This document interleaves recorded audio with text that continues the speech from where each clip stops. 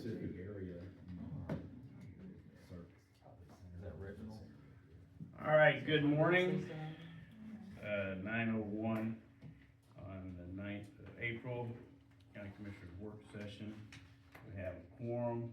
I'd like to call the meeting to order. We are being recorded. Have the agenda in front of us.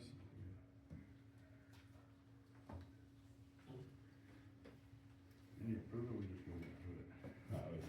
Okay. All right, so first item on the agenda today is discussion on the development of a technology overlay district. So, Mr. Chairman, I'll take that, and I had thought I'd put something in your folder directly related to that. Apparently, I'm the only one that has it, but I can just refer to mine. And it was one of the reasons I asked Slade to join us. So, some background here. From time to time, communities are specifically, gets parties interested in doing data center development. And I think on and off, even since in Slade's 1 year tenure, we've had varying levels of interest in developing those types of projects here. One of the things that the site selectors look for, obviously, is land use. And can you do these things by right, or are we going to have to go through some sort of very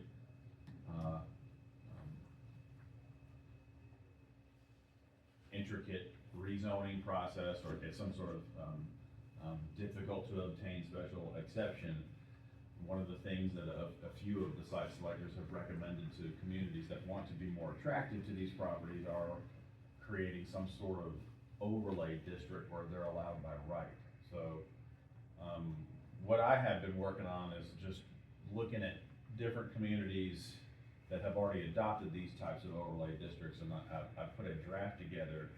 And essentially what you would do is you would put a simple ordinance together that has a map attached to it where the county, the city, perhaps the IDA have identified properties that they think would be premium for the development of technology projects, data centers and the like.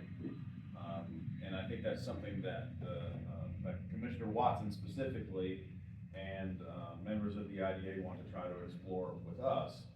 And so I put a draft together. I'll just read a little bit from it since you don't have it to refer to, but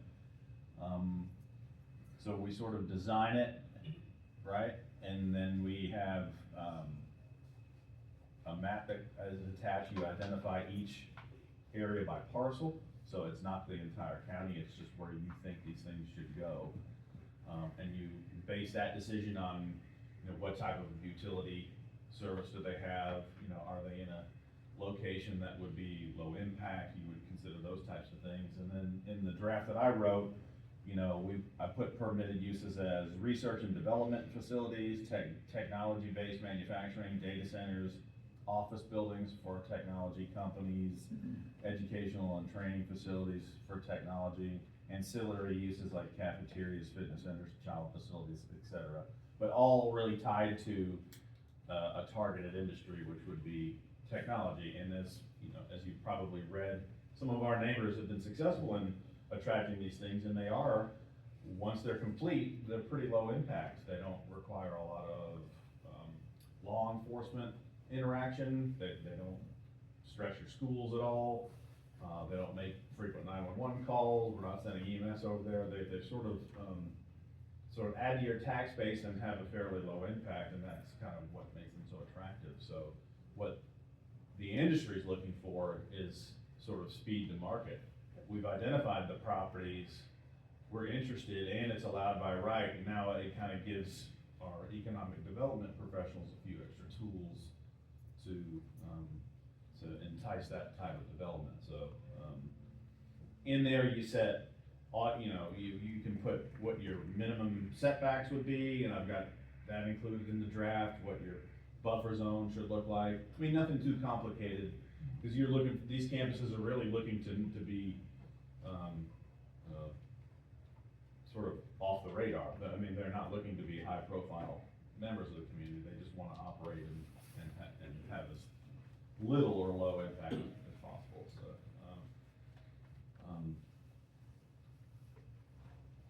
Slade, do you wanna jump in here? I just look at this as, companies and developers, obviously they like to have certainty, and this is a way of designing something, with y'all's specifications that would provide certainty to the marketplace, and they know that if they're coming here, you guys have designed a box, and if it fits inside that box, they can put it there, so. Yeah, so it's basically what your minimum threshold is predetermined, and they can automatically work from that. And not to say that it would necessarily be attractive to every client that Slade would get, but, the idea is to try to hit that sweet spot for the types of things they're looking at. So I think, one of the things that Slade and his team are doing is that they're looking at trying to identify which properties would make sense. They kinda have an idea of some, because some companies have expressed interest in certain areas of the county, so I think that's been helpful. I think it might make sense to include the parcels up here at the, technology park, because that's already been identified as industrial development. So then the question would be, and I've got, Doug here to try to chime in, would we want to try to put this in the hands of the planning commission and send it through the process? Or is it something that the board would be interested in trying to pursue? I will circulate the draft so you can read it and have input on it. I kinda did it in conjunction with Commissioner Watson, so I wish he was here to try to help, and he helped me work on some of the setback language. But in all, it's a ordinance that's only a page and a half, which eventually would have a one-page map attached to it identifying which properties this district would overlay, and it would, pretty simple concept, really. So, and in looking at, potential areas that the IDA might be interested in including in that overlay, we're really not talking about a whole lot of property, actually. Less than 1% of the whole county, so. So we have a concept, we have a soft request from the IDA, I did work with Commissioner Watson on some of this language. Is there a willingness from the board to pursue this further? And if so, what process would you like us to use? So, if I'm hearing you right, it's basically, I know you have some standards over here at the park that says we're grad ready or whatever that industries are looking for, like we can go there and. Right. And so this is essentially like the same thing, but for technology, like this site has got the resources that you need available, and we can break ground quickly in this area. But it's also providing the kind of, boundaries that you guys wanna set for what you want in there, in that technology overlay district. Like Jason said, you're basically designing a box that you guys put the parameters on, setbacks, all those things that you would put through a zoning process, you've already put that on there, and if it fits in that box, then it can go in there by right. Okay, so, and the parcels in the box, those are, IDA parcels, those are personal, Some of them would not be IDA parcels, and others would be probably parcels that we've identified that have the type of resources that would make sense for, for this type the of. property owner may never want to sell, They okay, may want to do that, so. but they may want to when They may want to. when the price is right. Right, yes, Okay. correct. And in my opinion, not that we wouldn't contact property owners, but really this really only would add value, even if it was Right. something they never utilized. So, even if they wanted to keep it in timber for the next 100 years, this wouldn't affect that. So. Well, I think it's part of being competitive. We see what's happening in, Butts County, they're getting a huge data center, I don't know, might be some going into Monroe County as well. And those things are going to help their, infrastructure and services in their county, going to help their school systems, and like you said, there's not a lot of tail behind it. It's really about the power and the water in that particular area and the land availability, my understanding. Yeah, in some of the case studies that we've looked at, I mean, and some of the feedback we've gotten from colleagues and from sites, I mean, the most disruptive part about it is the construction, once it's done. And it's almost, no one even remembers it's there, and that's kind of what they're after, in a lot of ways, that's what a lot of companies are looking for, so. Yeah, they're not wanting a lot of traffic in Mhm. there, they're not wanting a lot of visitors, just the people that need to be there and working there, so. So what, in section 3 of this, we've got building height standard setbacks, parking requirements,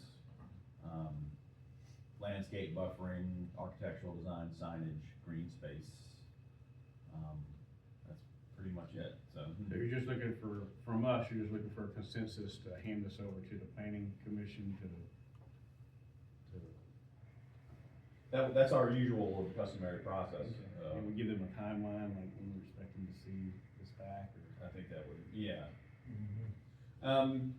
Slade, as far as you're concerned, you know, tomorrow is when you want? Yeah.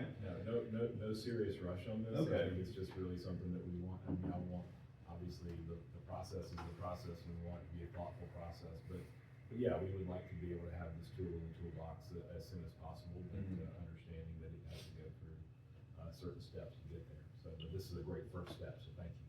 And we got some guidelines from counties that are already doing it, right? Yeah, so we looked at, I looked at mostly counties from Virginia and North Carolina. I didn't find a whole lot in Georgia. I know that they're out there,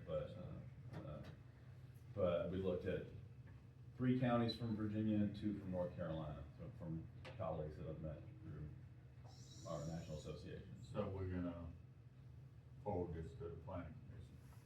That's the And, so once we come up with this ordinance, how are we gonna determine what parcels in the county we? That would be part of If- the if- process. If that would be. Yeah. And that map you could amend over time, but I think you'd wanna start with a solid effort at it, so that, because obviously if you don't have enough choices, obviously the more we limit the choices, the more we limit Slade's ability to recruit them, so. So if we identify a parcel inside the industrial park, isn't that gonna be conflicting? I mean, industrial park's already got a set of regulations and requirements. I mean, is that gonna be a conflicting? I don't see it being conflicting with adding another layer of what would be appropriate and be able to go there and sign it there. We have covenants in the park. Right. I don't see these uses being a problem. Right, well, that's what I'm saying, I mean, obviously, these uses would fit in the park without a lot of, there wouldn't be any, zoning issues at that point. Should be. So, so I'm guessing that the other parcels are not part of that and are.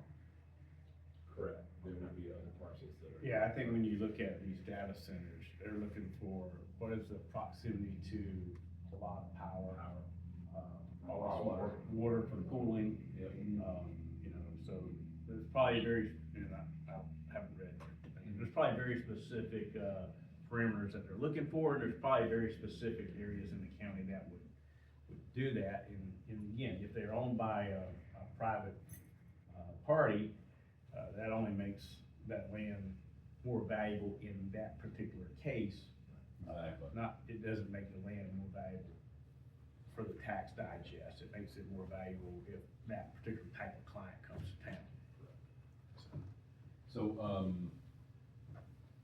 what Slade and I would be looking to do is include all the power providers and get input from them about which areas we should try to target, because in the end, it's probably gonna be very few that could actually even be suitable enough to. And I think in our preliminary look at it, we have surprisingly few parcels that would probably even, any of these companies would look at, so we're talking about very, very small numbers. Is it gonna require water and sewer? It just depends on the project. Depends on the project. Very likely.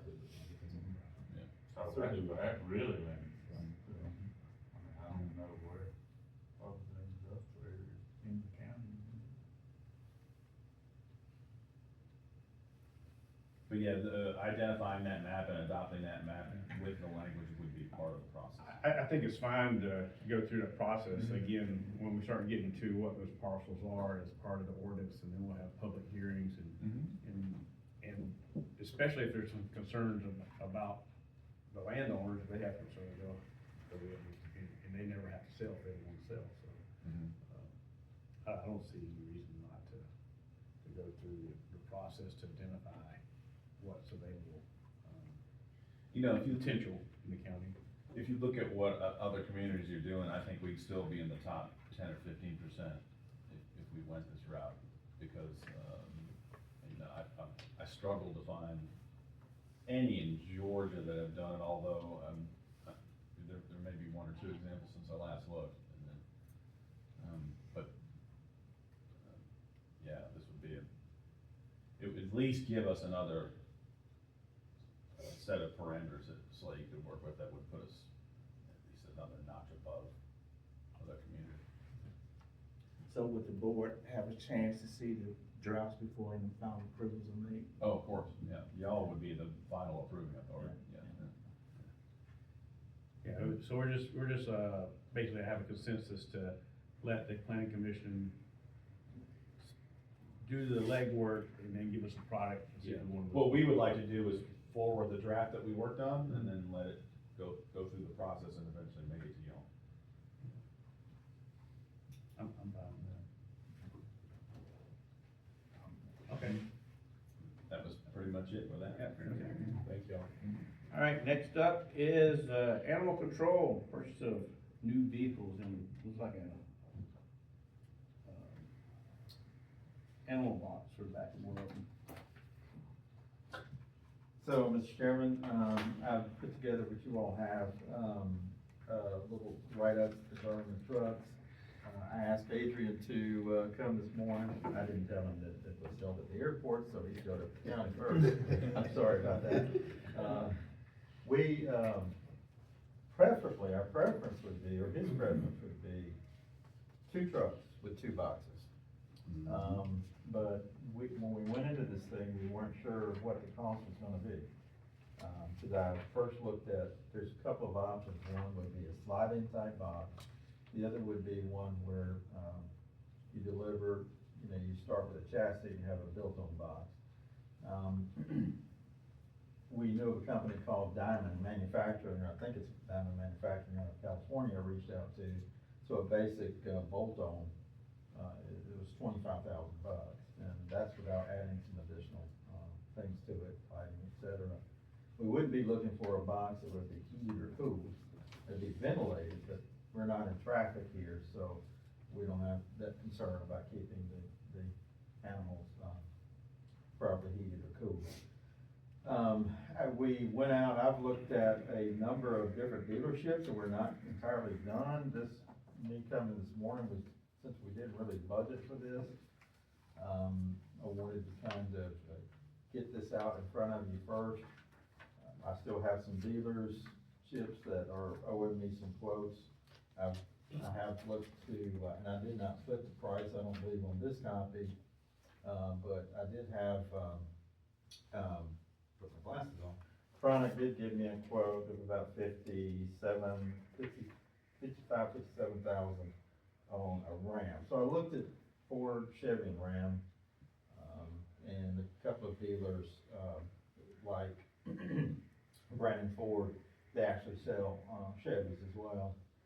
So the lowest quote I have now, there's not much of a difference between Fayetteville and Speedway Ford on the trucks. So you're looking at about $45,000 to $46,000 on a truck. That's without a bid.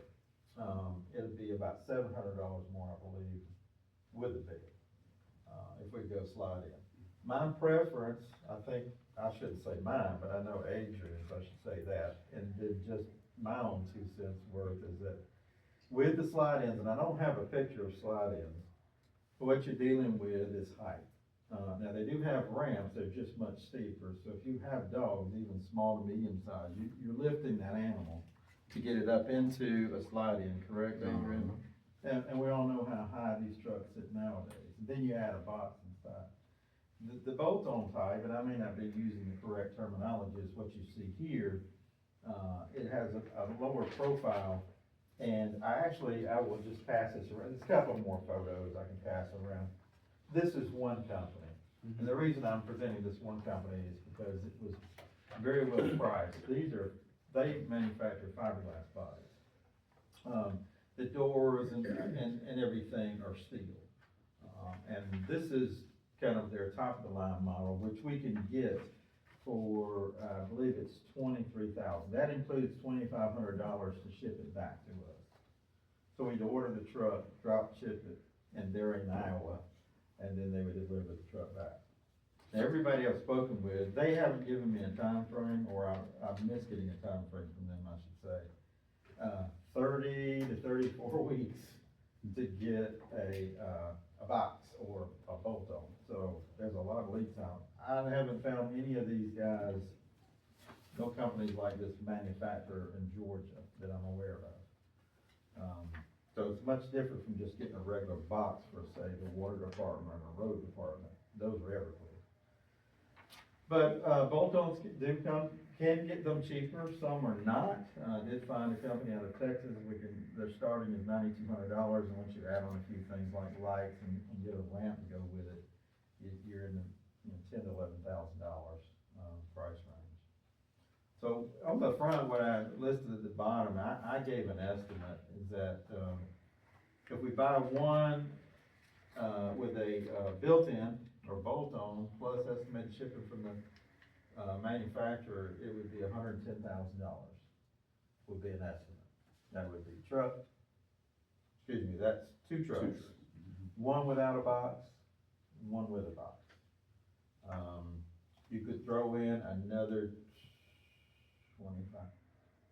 23,000, and we can get two trucks with two boxes. And Adrian, I'm doing all the talking, I'm sorry. Please, tell them A slide in would be efficient because they'll outlive the trucks if you do go with the slide in. Cause we've been using the same boxes for the last, I know, one of the boxes we got now is still from 2012. And the other one is from maybe 2014. But the slide ins, instead of buying the chassis, if y'all didn't wanna go with the chassis, the slide ins will outlive the truck. So once we upgrade trucks, only we buy the same bed length, we can just take it off, reuse it, take it off, reuse it.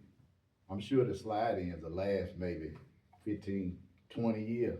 Cause one we got, they've been flipped, thrown off the truck, and they still going. They've been re-welded, re-screwed, but actual slide in, once they slide it in, you still get to bolt it in. We'll be able to, recycle it to other trucks as we upgrade.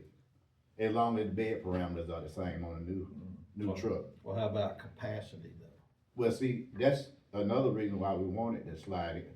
We can only pick up like 2 dogs at a time now, so we end up taking out all the truck. Some of these are whole 8 dogs, 5 to 8 dogs. For the slide in? So if we get a 5, that's already helping out. So your preference is slide in versus Yeah, bolt? I would rather you spend the money on the slide in. We don't Okay. have to have the chassis. Cause then when you go with the chassis, it's pretty much a dually. You get more truck than we really need. We mainly just need a straight truck, 4-wheel drive. You put the slide in and then 5 to 8 dogs at a time. No air conditioning, no heat. Cause we're not getting stuck in the traffic. We going pick up, coming back, dropping. So I'm a little confused. whatever is more efficient So for you you. rear loading 5 to 8 dogs in a slide in, is that what you're saying? Well, the ones that he got pictures of, they can hold 5 to 8 dogs. What we use now, we can only pick up maybe 2 per truck. And then we gotta go back I and thought drop you off. were using the slide in. Oh, no, we pretty much got some like pet scent type slide in. We don't have an actual animal control box slide. you got a little We got some you buy for deer hunting. Put your beagles in, yeah. We don't have we're not official. Yeah, we just got some, duck hunting boxes. So I'm sorry, I should have brought a copy, because I was Well, anyway, the animal control officer prefers the slide-ins, if you could see those, they do fill up the entire bed. And in the back, what you have, are the bigger, carrier for a large dog, and then on the side, so you may have, like, the one from Texas, it's a 6 dog, 6 animal carrier with 2 large cages in the back. And those start at 9,200, and so we could get it. How are you getting the dogs into a slide in? I mean, is it sitting You don't above have the bed that, or you in got the bed? Bowie picture, you have a copy of it? You can look at this one.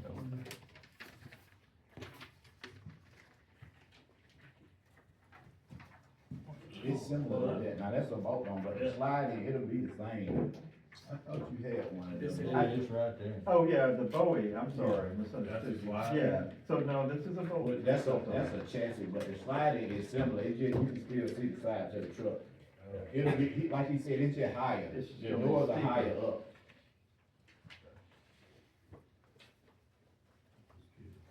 So the Texas, manufacturer, base price is 9,200, and they said they can send instructions, and the, we could actually install it, I'm assuming our shop could do it. The most difficult part is the wiring, really, but it is bolted in, wired up. But about 32 weeks, so it takes a while to get it to slide in, or any of them. I We think wouldn't we- have to have the truck drop ship, because they don't ship, yeah, they don't do the drop ship thing like some of these guys, where you can just order your truck and then it'll be delivered to that site. And then that They takes were- away I'm from sorry. the, whatever you said with having to send the whole truck, if we just order a straight truck, a regular, F-150 4x4 and get the box in here, we can slide the box in, we can bolt the box in and plug a few wires in, versus waiting on the whole chassis and sending the truck in. I'm sure they're gonna add a whole lot more shipping and another 33 weeks. Yeah, we found a Wilcox body through Brandon Ford for 13.5, and then a Mavron through, that, I got that from the, lady at Speedway, and Mavron really loves their slide-ins. It was about 26.5 for a slide-in. That was as much as a bolt-on box. I don't know. The quality must be really superior, but it's a bit much. So ultimately, we're looking at unbudgeted cost of. Well, right, we didn't, this was come out of SPOS. Right, So, yeah. yeah, we didn't do We a did capital capital budget per budget, se, so,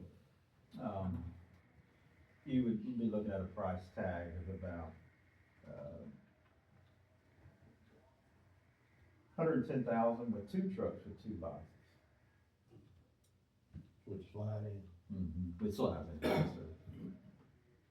Well, there's such a, I hate to say this, there's such a discrepancy in prices of these slide-ins that I at least wanna get some brochures or something on them, cause one of them's $9,200. That's right. And the next one's $26,000. I have it Yeah. all, It's gotta I'm be- not sure we're comparing. Yeah, but I have all of the brochures, so And we I'm find with the glad to send them 92, out. we find with the 92. Cause right now we just got a look, $700. And the problem come from the state, when she come do the inspection, they don't want you to have nothing that can slide in the back of the truck. They want it to be solid, they want it to be, they want it to either fill the bed up or be the chassis. They don't want it to be able to bounce around and you turn the curve and the dogs shift their weight and they flip off.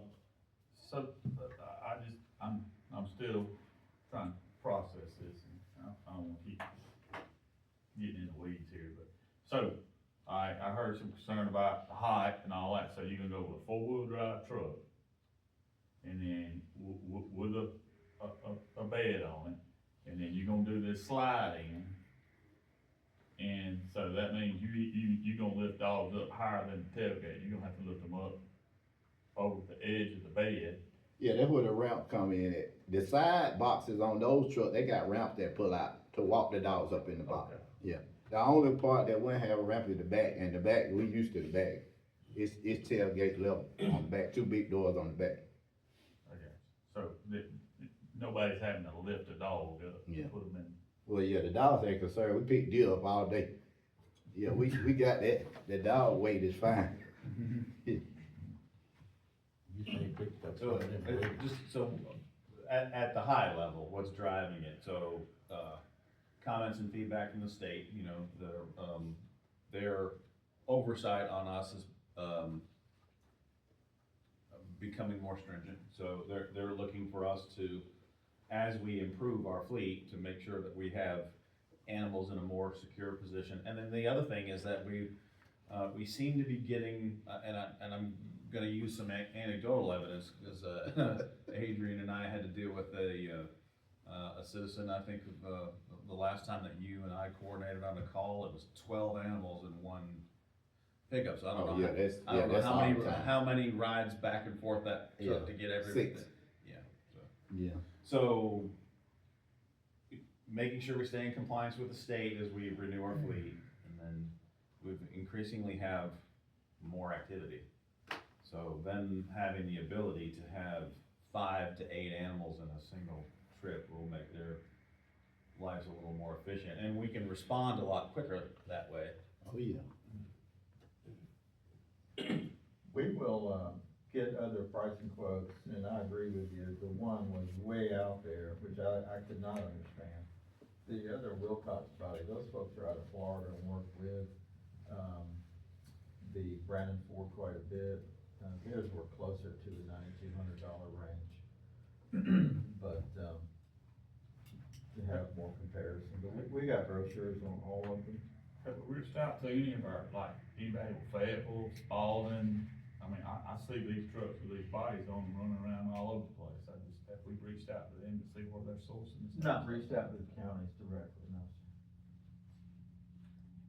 We certainly will.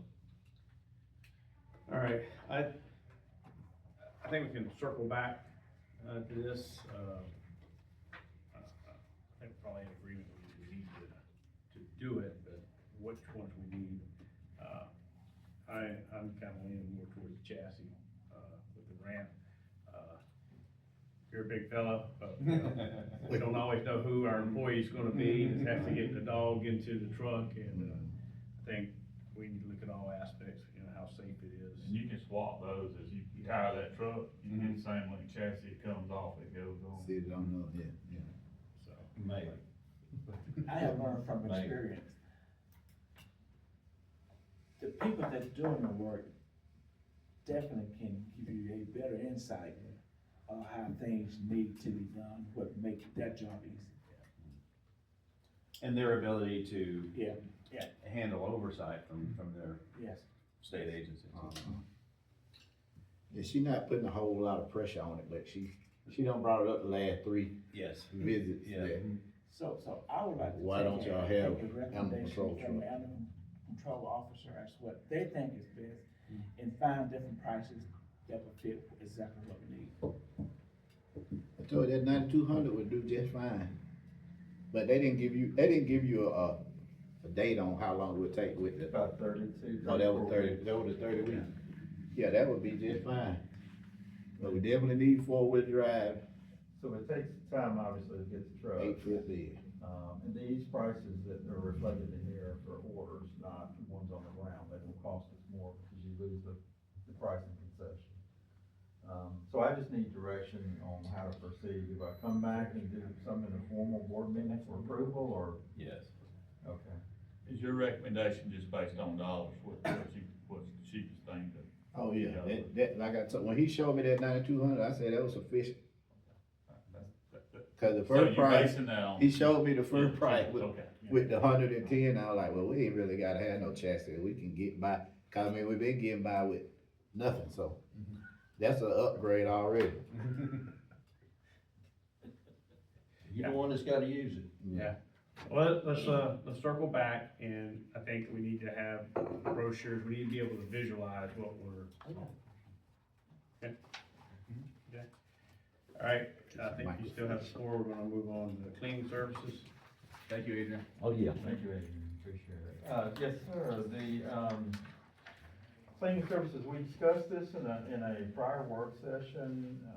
After the work session, Jason and I had more conversation about the cleaning. There were two things. One, you all had asked us to take a look at services for all of our facilities. Not that, what you have here is not for all facilities. We wanted to come back and just recommend that we focus just on the Justice Center at the moment, given that we have several of our facilities that we're looking to, offload, so to speak. That may not be the correct verbiage, but, we didn't want to get the process confused with vendors coming out or contractors and getting a price quote. The other recommendation was to take a more serious look at hire versus contract. So that's what I've done, and I'd asked if you, I have not shared any of the quotes that's in this document with, the contractors, so I'm not gonna mention anyone by name. But what I did do is I based off, all of the contractors said it's gonna take 3 people to clean it the way you want it cleaned. No one said they can do it with less. Initially, when Barry started, one contractor said that, but once they started, they said 3 persons. So what I did and I've written out some pros and cons, and there may be way more pros and cons than I've actually listed. Just did a very brief brainstorming, went over this with Jason. There's benefits to having our own staff, definitely. Some of the difficulties with it, is, you do have to have someone manage them. I mean, the ideal thing would be to find someone experienced in this kind of work. Hire them, pay them a higher salary, so that they can supervise and manage the other folks. Now, I do foresee a little bit of free up in time, for example, with Paul, when we do eliminate some of these buildings, but I will tell you that the buildings that we're looking at, selling and offloading take the least amount of time of our facility staff. Most time is spent on that main campus and rec, in terms of things that go bad, and repairs and replacements. So, now those other facilities cost us, but in terms of staff time, it's the main campus and then recreation. But, so there's benefits to both. There's definitely benefit of pro, when you hire a contractor, you're unhappy with their services, you can let them go and you can seek another contractor.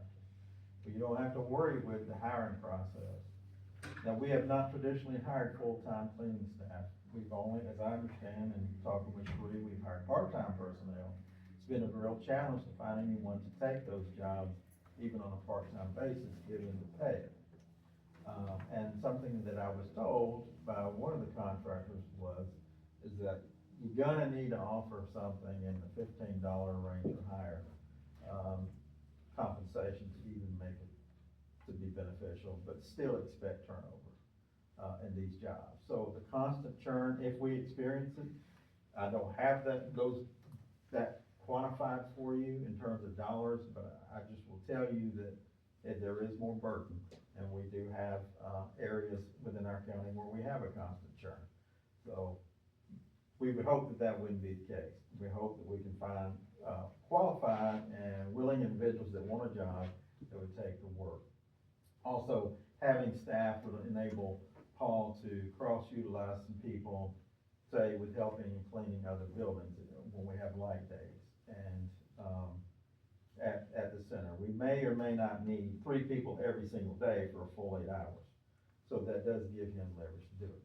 So I ran some numbers and I did it based off, they all gave me, except for one contractor, gave me 1, 3-year and 5-year, and I just presented the 1-year contracts. And then I did an average at the bottom. So you see one contractor on the low end, which is to the left, and the, highest, bid or proposal we got on the right end of this, worksheet. We do get, some discount, except for the one contractor, we got some discount on the 5-year, which was the best discount, obviously. It may not be to our advantage to go in the 5-year contract, although our contracts are always written such that we can get out of the contract, with notification. But nonetheless, it may be smart for us to go in, with 1 year first to see how things are gonna work out and what the quality is of their service, because once you go through that process, you've already invested a lot of time and energy. You wanna get the right firm, you know, hopefully. What I did on the last page is I took, custodial staff, at the present rate per hour, and then I, calculated what that would be, and then I did one at $15 per hour. And I added in all the benefits that we would offer for full-time, and then used a county average for the healthcare cost. And actually, it's a little low, I should have changed to $14,005 versus $13,000 healthcare. That can vary widely depending on the persons that are hired, if they have dependents and want dependent coverage. So I'm just using the average across the county. When you add in all the benefits, you're looking at, you know, a total cost for 3 staff for 1 year, $133,000 at $12.90 an hour, and $151,000 at $15 an hour. What I did for the personnel as well as the contractors, I just used a 2.5% increase annually. It may be more than that, obviously, for both sides. But the 2.5% was a good starting point, is roughly equal to our, what is it called, CPI. Now, again, you know, on the high end, we're looking at about 800,000 over a 5-year period for employees. We could get that a little cheaper with the cheapest provider on here, but, there is a little cost savings by going with hiring our own folks, assuming you don't have a whole lot of other incurred costs with hiring. Assuming your assumptions. Assuming my assumption. So we're willing to go, and I will tell you that this is a little new for us, having a facility this size to clean to this level, so we don't have the experience with it, per se. But there's gonna be some learning curve to it, even if we go hiring people. And definitely we will need to retain, a contractor until we can get those persons hired up. So, speaking with Jason, the recommendation was to, continue as is on a month-by-month basis until we've kind of completed our downsizing and resizing of facility. But that's our recommendation at this point. What is the month-to-month right now? Oh, shoot, great question. I'm looking- 12,000, I think, roughly, 12,000. Okay, so that's, I'm looking at the lowest price, and, so I don't see any savings in going with a 1-year contract compared to. No, we could do a 3-year. I didn't put all of that, I didn't want to overwhelm you, but, what I've got in here is the 5-year. If you wanted to go with the 5-year, it does save us some cost. I'm just saying it's not substantial, I mean. No, sir, I'm We sorry. go month to month and stay at just what we're doing, we're not. Right, I don't know we're if. not expending a lot of time and energy. True, I don't know, yeah, we could do that for a while, they seem perfectly happy to keep doing that, I don't know if at some point they're gonna say, okay, now, you're making this difficult for me in terms of a management, cause they have to source these personnel, and I will tell you, we've had,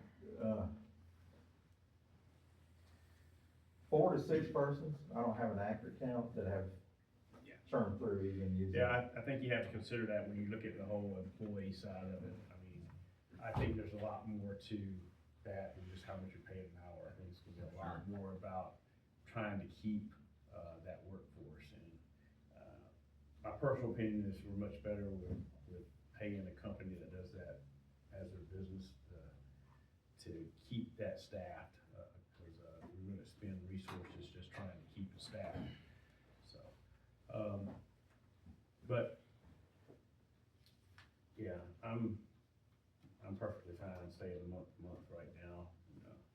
And the other As long as thing, the vendor's willing to do it month to month for some time. I think the other thing to consider, and Commissioner Ellington and I talked about it, is like, we do have a little bit of uncertainty in our economy, so it may be a prudent thing to, you know, when it comes to making hiring decisions, just being extra prudent with that for the next few months to see how things go.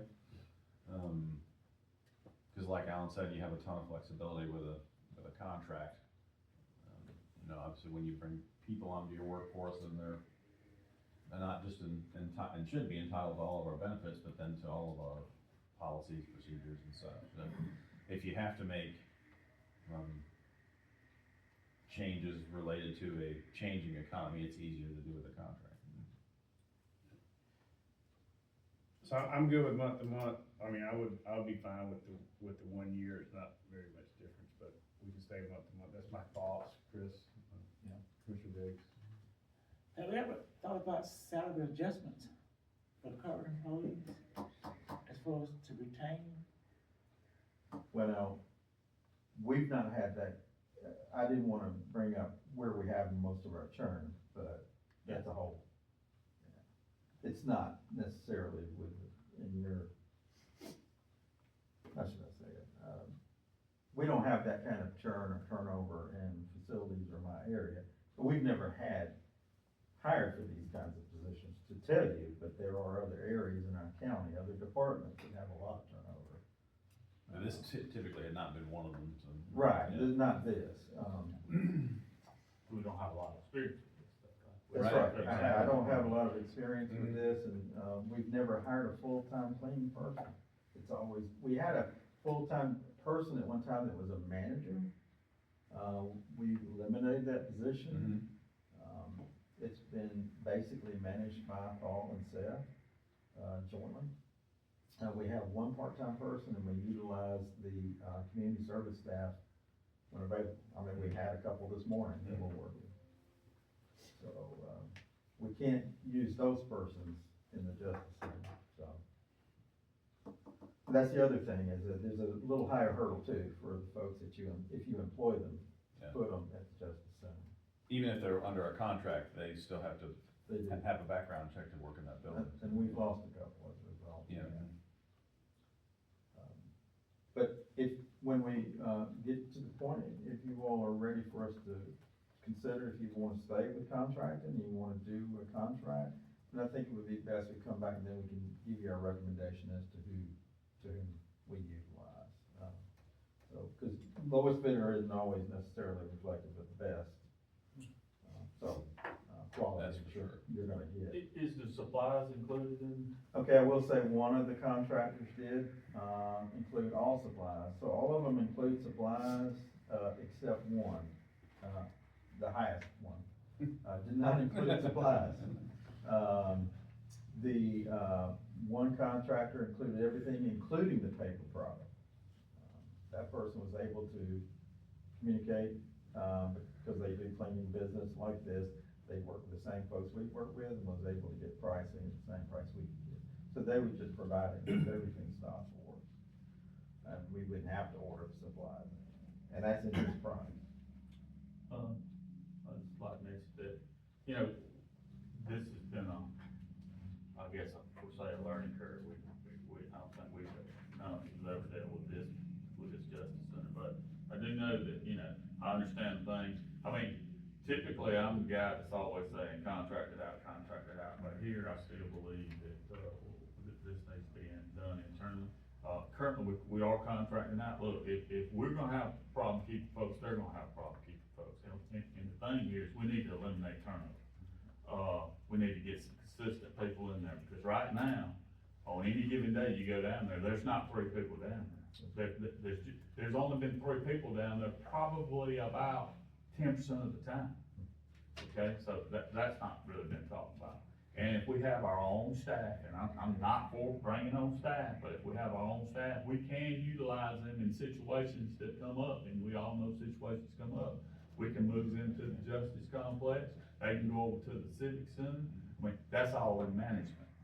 Right now, if we don't like what they're doing, we don't go down and say, hey, we don't like what you're doing. We have to call their office and go, hey, we need to speak to who's in charge. We got a problem over here. It's a slower process. Or if one of our staff members is there supervising Paul or whoever y'all designate to do that, they can go, we need this done, this done, this done. I encourage each one of you to go down and walk through the place. And when I say walk through the places that people don't normally walk through, and I think you may be shocked. And I haven't even had an opportunity to discuss this with you. Walk through some of the restricted areas, and you'll be shocked. You heard it here first. About the cleanliness? Yes. I think it's gonna come down to how much we're paying. If we're getting new employees, I don't think you can get what you want with that price. Well, I mean, that's something we get, I mean, you know, that's something like, we're gonna have to say, hey, what's it gonna take? But, you know, we're getting, I think we're kinda getting, we're already seeing we're getting that constant rollover. If we wanna just keep paying for that constant rollover, it's gonna wind up costing us in the long run. That's all. So. I will inquire, no one from that facility has expressed to me their dissatisfaction with the cleanliness. No, nobody's complaining about it. Yeah, I will say Just go that, look. you know, Paul has expressed dissatisfaction, so that's why I said we would come back and recommend. So he's not been happy with the level of service.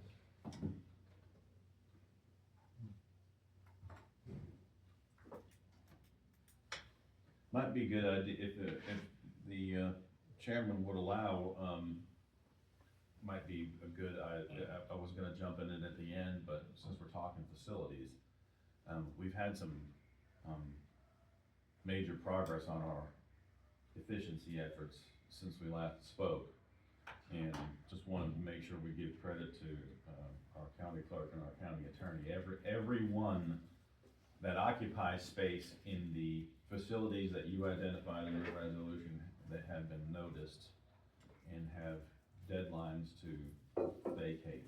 The vast majority of them either had no lease or an expired lease, so no issues, and the ones that do have legitimate leases have acknowledged us and that their need to relocate. We have received an outreach from the counseling center, and we're simply, and they're located in the ground floor of the, what we call the old DOT building. You know, I'll spare you the page and a half that they wrote us, but they're obviously not wanting to leave the facility. We're simply going to say, hey, this, and Heath and I had a discussion, he's done some more research on the reversionary process for that building. We're just gonna put them in touch with the State Properties Commission. So you may have an outreach from some of the folks at the counseling center, but I still maintain that is not core to our function. It's unusual at best that we offer them that space. It's really not precedented in any of our like-sized counties or communities. What they serve is much more of a state control function than a locally controlled function. So we are gonna, the folks that do have a desire to stay, we're gonna try to connect them with State Properties Commission to see if, you know, what the state wants to do. But as it stands now, we're holding firm on everyone's need to vacate. Now, have you talked to the state, tell them you're gonna do it yet? No. But we need to get our tenants out of their building first, that's what we're working on. Yeah. But what you gonna do if they say, we're gonna give it to you, we don't want it? The beauty of it is that we don't have to do that, we just have to. Well, I notify. understand, I understand that, but, you know, they may not want it, man. Even though it's written in the. You wanna explain that? Well, you know, it's really a, kind of a unique way we actually have it. It was done through a quitclaim deed, and there's not like a lease or anything we had with the state for that building. It's just, it was deeded to us, but once the, use is no longer for, and I was talking to Jason about this, and I apologize, I didn't know I was gonna be asked about the specific language of it, but it was essentially, if it's no longer used for, and I wanna say transportation, but then it would need to revert back to the state. Well, it's like I was telling Jake, I mean, I don't know that we ever really used it for that purpose, but, and I could be wrong about that, but regardless, we know we're not using it for that purpose now. So it would revert back by language of the deed to the state, and all we would, cursory review of it, all we would need to do is just do a quick claim deed and have the board approve the chairman signing it and give it back to the state, and it's deeded to them. And that was incorrect. I have been in touch with a staff member of the State Properties Commission, but we've not officially noticed that, but they know that they know what we're doing. Yeah. All right, let's circle back to cleaning. All right, so I think we were at, stick to the month by month for right now. We'll come back, later exploring further employment, options and, Just kind of back to that, Budget process. when's the budget process? I got that on that's on my notes, budget process. I think Yeah. we wanna start that. You know, the other thing is, you know, we hire them at this and we got people at this, you know. No, yeah, exactly.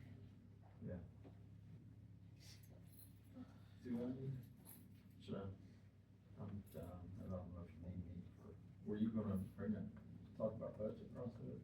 I needed to stay on. You don't necessarily say, I mean, he passed on to you, when I get my time to talk, I do wanna talk about when are we gonna start and how are we gonna do it. So, but, for right now, on this topic, whole month, and we'll circle back. All right, next topic, paving of the parking lot at the airport.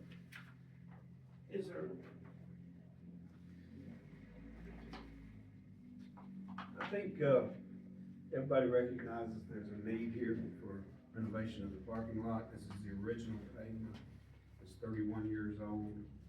The airport has grown significantly, more so than it was designed for. As a matter of fact, we recently installed lighting in the parking lot because we do use it at night, where, a year ago, if you came in here after dark, it was pitch black out here on this side. So we're in the process of renovating.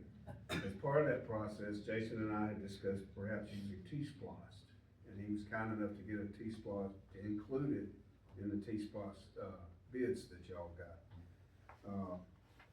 As part of our conversation, we agreed to contact Lou Walker, who is our airport planner for GDOT, and ask him if there's any way we can use some of GDOT funding to offset that or whatever we need to do. Well, on Lou's, initial inspection of the parking lot, he suggested that what we really need to do is a single surface treatment for crack seal before we pave, because otherwise, the cracks are gonna transfer through in just a few years. So, he agreed to, get us a grant to renovate it in a different way. So what Lou's, recommendation was, single surface treatment on the parking lot and the driveway, all the way to Delray Road. Then our engineers, got involved, the airport engineers got involved in recommending a little bit larger stone for heavier traffic. Because we do have, truck traffic in here daily, either going to our fuel farm or going down to, some of our customers. The final design was for a complete renovation of the parking lot, adding an additional handicap spot. We found an area out here beyond the mailboxes that needs subgrade repair, fixing that, changing the radius on the turn out there so the trucks don't run off the corners. Filling in that radius with, dirt and grass, curb stop bumpers for every parking space, because the final plan would add an additional 2 inches of surface. And a monument style sign for the airport rather than our wooden sign out here that, looks remarkably like the DOT sign at the gates of the DOT. We had, gone ahead and got all that bidded out. And what we can do all of that for what it would cost $45,850 just to put the 9mm stone in the parking areas only. It will cost us an additional $12,827, or a total of $58,677 to do parking lot, driveway repairs, radius change, curbs, monument sign, and, I think that's it. So I just wanted to run that by y'all and see what your thoughts were on it, see if you would approve an additional $12,827 to accomplish all of that, as opposed to just paving the parking lot. How much is the state picking up on that project? The state is picking up, let's see if I can.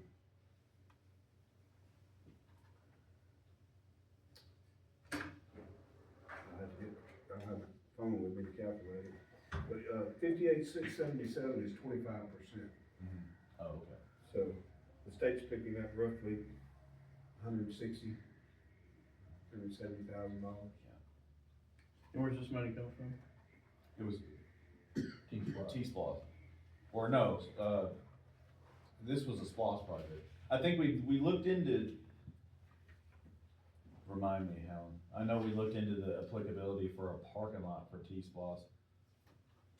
Correct. And now We were just gonna fund it from SPOS. SPOS, that's right. Yes, Yeah, it was originally a SPOS fund, that's right. and then we were looking at what can we do with T-Splosh on it. So the numbers that I've seen that I gave you on the, 45,850 are the quote that we got on the lowest bid for the, county's T-Splosh. When he says T-Splosh, that's just the major project that we let that included the parking lot. We were gonna have a different funding source for it, but. Right. So we basically pick up an extra $150,000 in state funding if we do a bigger project. And the net cost to us is $12,000. 12,000. Well, let me ask you a question. Yes, sir. I mean, you the one that said it, come from your mouth. You know, the airport's grown tremendously, and, is it time to enlarge the parking lot? I don't think we're there yet. Well, I mean, it wouldn't take, you know, if we're gonna pave, you know, you can take out some of these grassy areas on the end and add a few more parking places easily.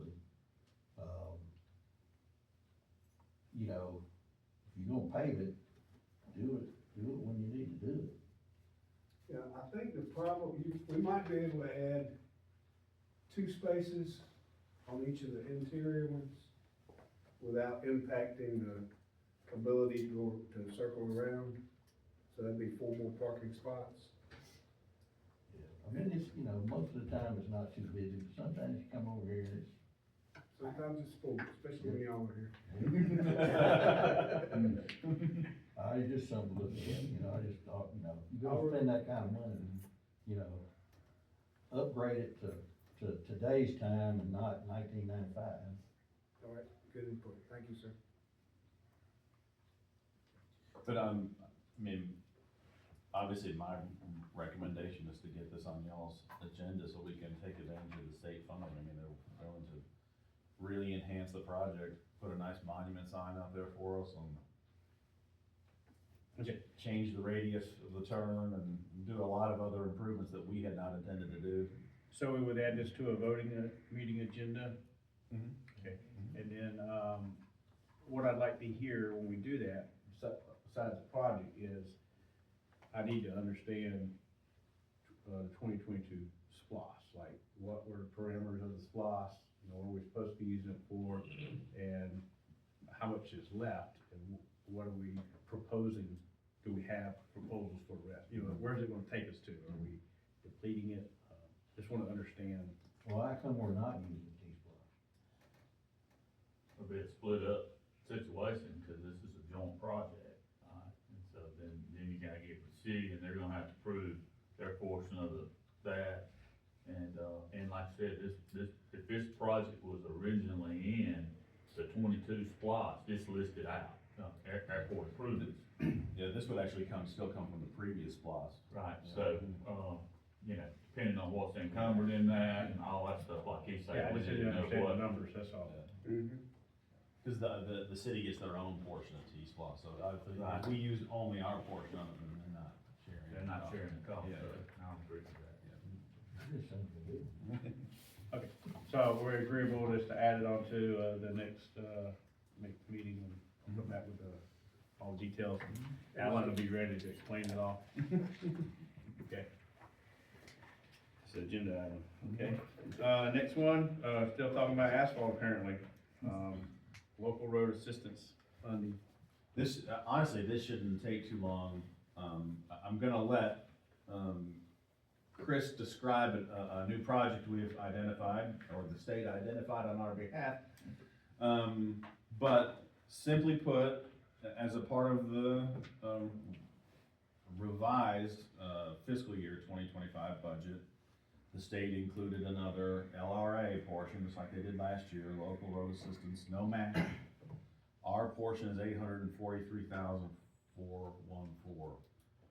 We already have a project to let from the 2025 LMIG, which y'all identified in December as the Jeff Davis Road project, roughly a $2 million project, of which 1.2 of it's funded T-Splosh locally, the rest is LMIG funding. So the last few weeks, GDOT has identified some deficiencies in our bridge on Pobity Road over Potato Creek. Subsequently, we sent EMC to go do a full evaluation, which they have done. Identified what? So basically, thank you, Jason. So basically, we identified 8 deficiencies to the bridge. As Jason mentioned, we got the report from DOT who did a courtesy inspection. We knew that we had some issues coming back from the original, I guess, repairs that was supposed to be done when they replaced the Flint River Bridge. Mr. James Milton was very helpful in identifying the history of what went on. And we were in the period where we could have had to shut the bridge down or reduce the weight limit due to the deficiencies. We went out there and did the assessment and came back with several recommendations. I can spell them out for you guys or kind of get right to the heart of it. To do everything on the deficiency list is gonna be about $1.2 million. Plus design fees and construction administration. There are some portions that we can defer. However, if you're gonna go do a project and if we want to extend the life of the bridge, 10, 15 more years, we probably need to take a harder look at doing everything. If we're looking to do, I don't wanna say the bare minimum, but get enough to keep the can down 3-4 years, there is a less costly solution. We've had some conversations internally with, Upson County staff, maybe getting, a new bridge on the, horizon.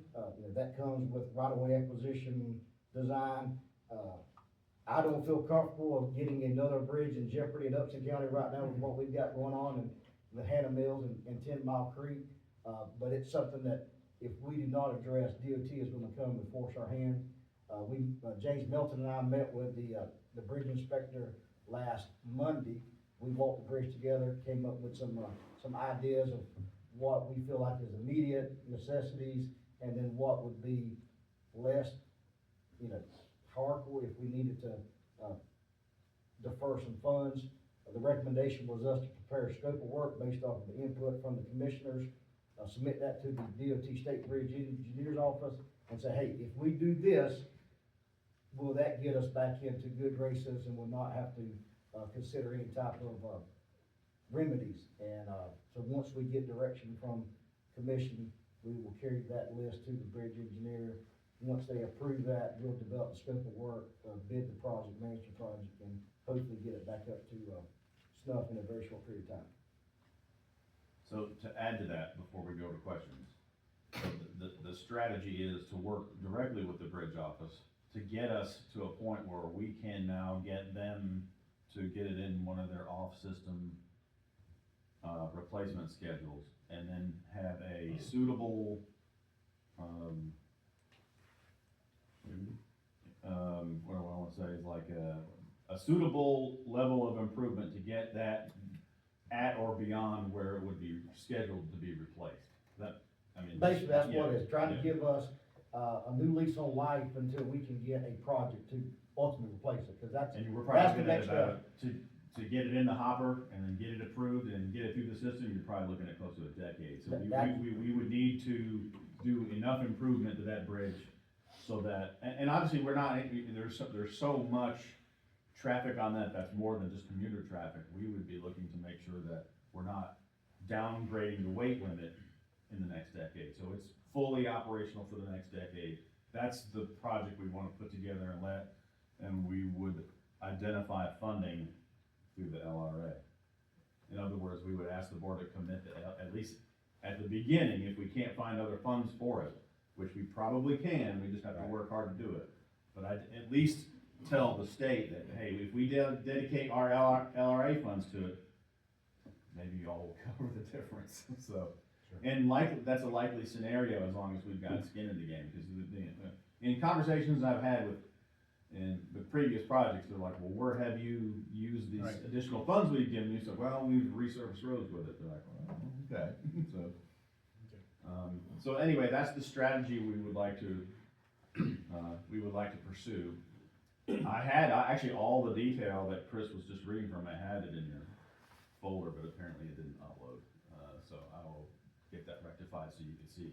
Okay. But this is the strategy we would like to pursue, and then, as we proceed, these at varying levels will come to you for approval in an official meeting. Let me restate what I think both of you said.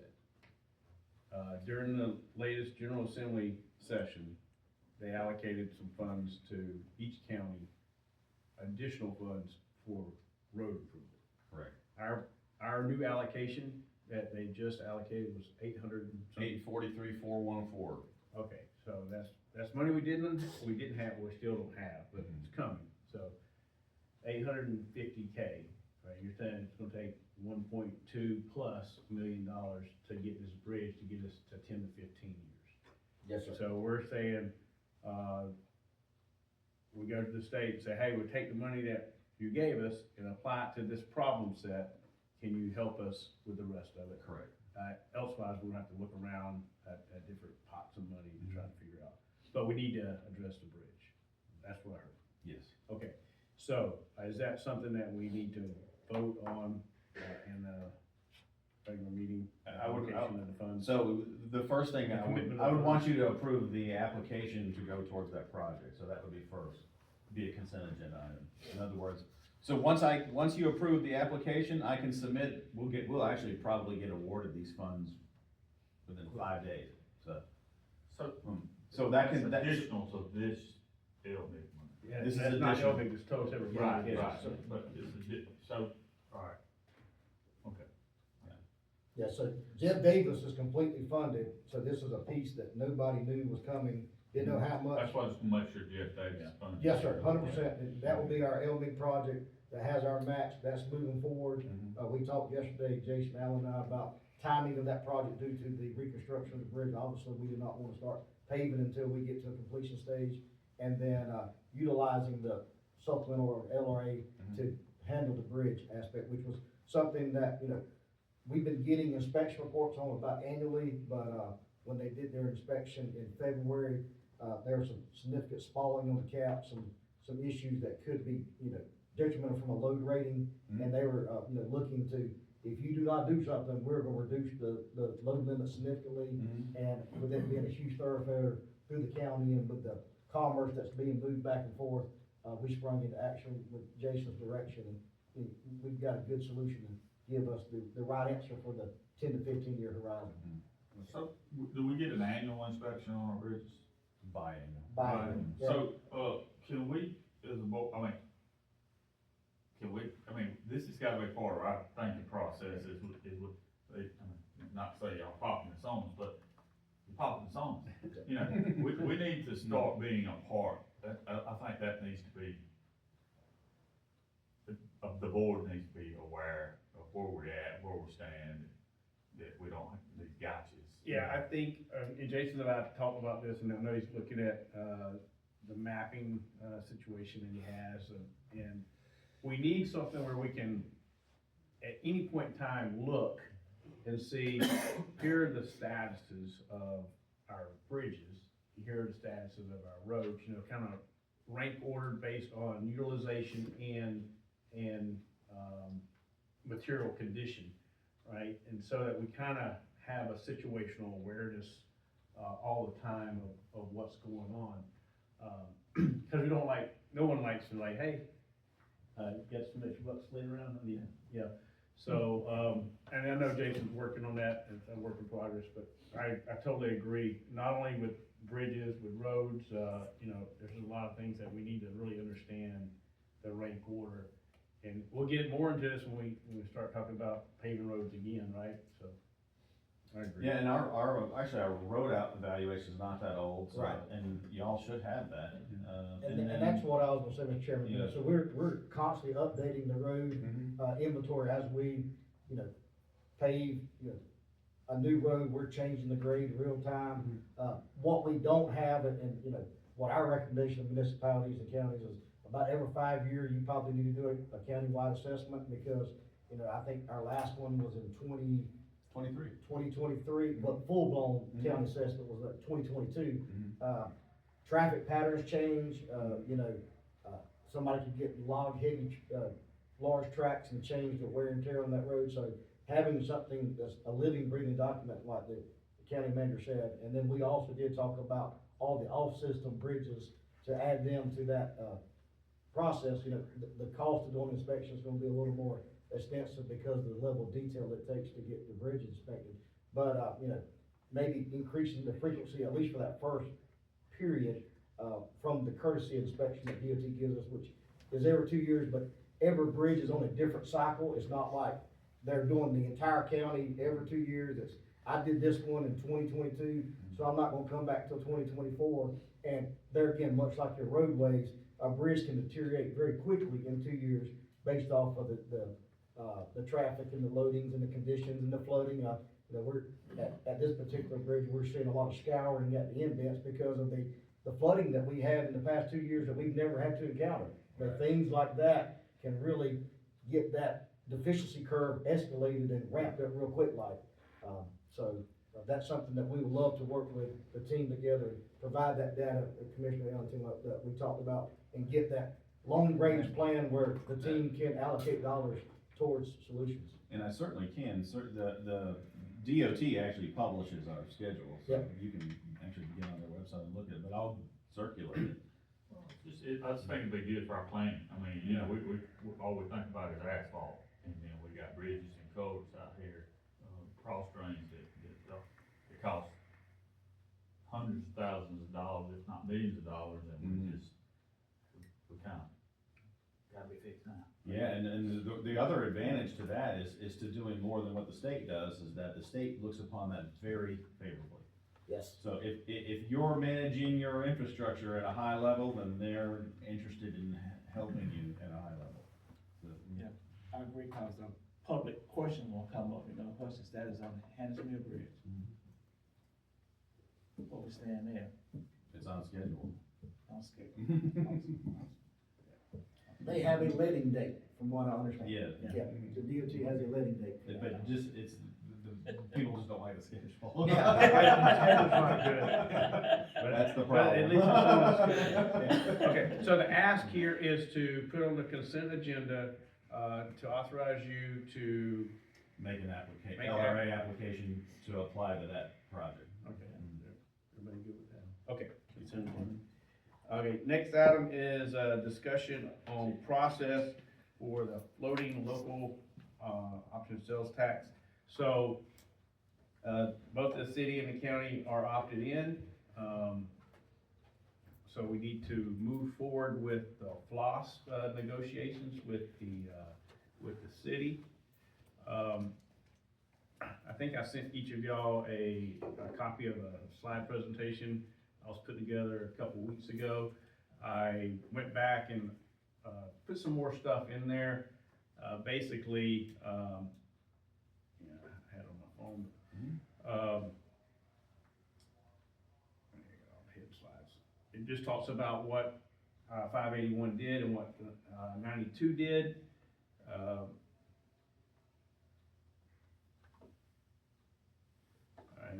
talks about what a penny will get us, right? So right now, a penny's gonna get us a little more than $5 million a year, right? And the great thing about a penny in Upson County is that Thomaston, Upson County is like the central socioeconomic hub, I think is the word Taylor used, for about 7 counties.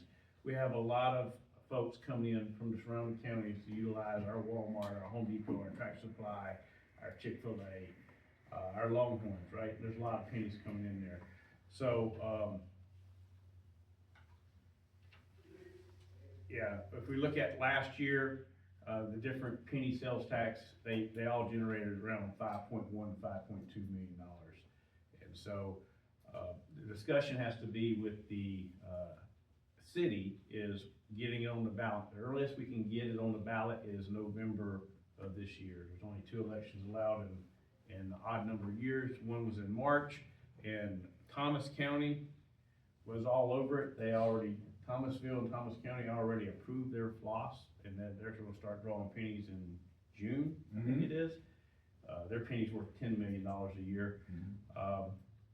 And their breakout was, 96% of the money went to the county.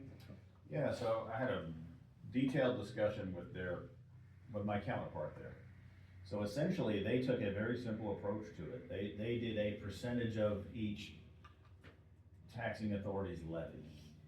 So they didn't look at digest or anything, they just took what a percentage of everyone's levy. So what was interesting in their case is, and maybe has some similarities to our case too, is that their county seat, Thomasville, they run not just a electric utility, they run a gas utility. As a result, they don't levy a property tax.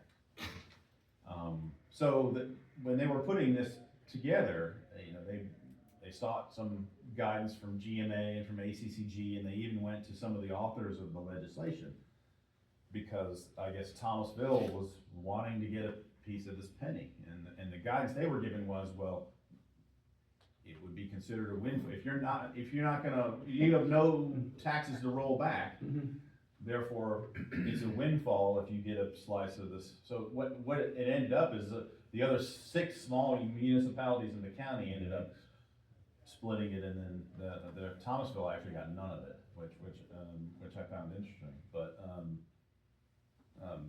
I say all that to say, I think the methodology is a good one. The one that they employed is just taking it, giving everyone the same percentage off of the levy. In other words, backing into that number. And that, so everyone gets that same percentage reduction in their millage rate. So, if that's possible, they were able to do that with 6, 7 municipalities.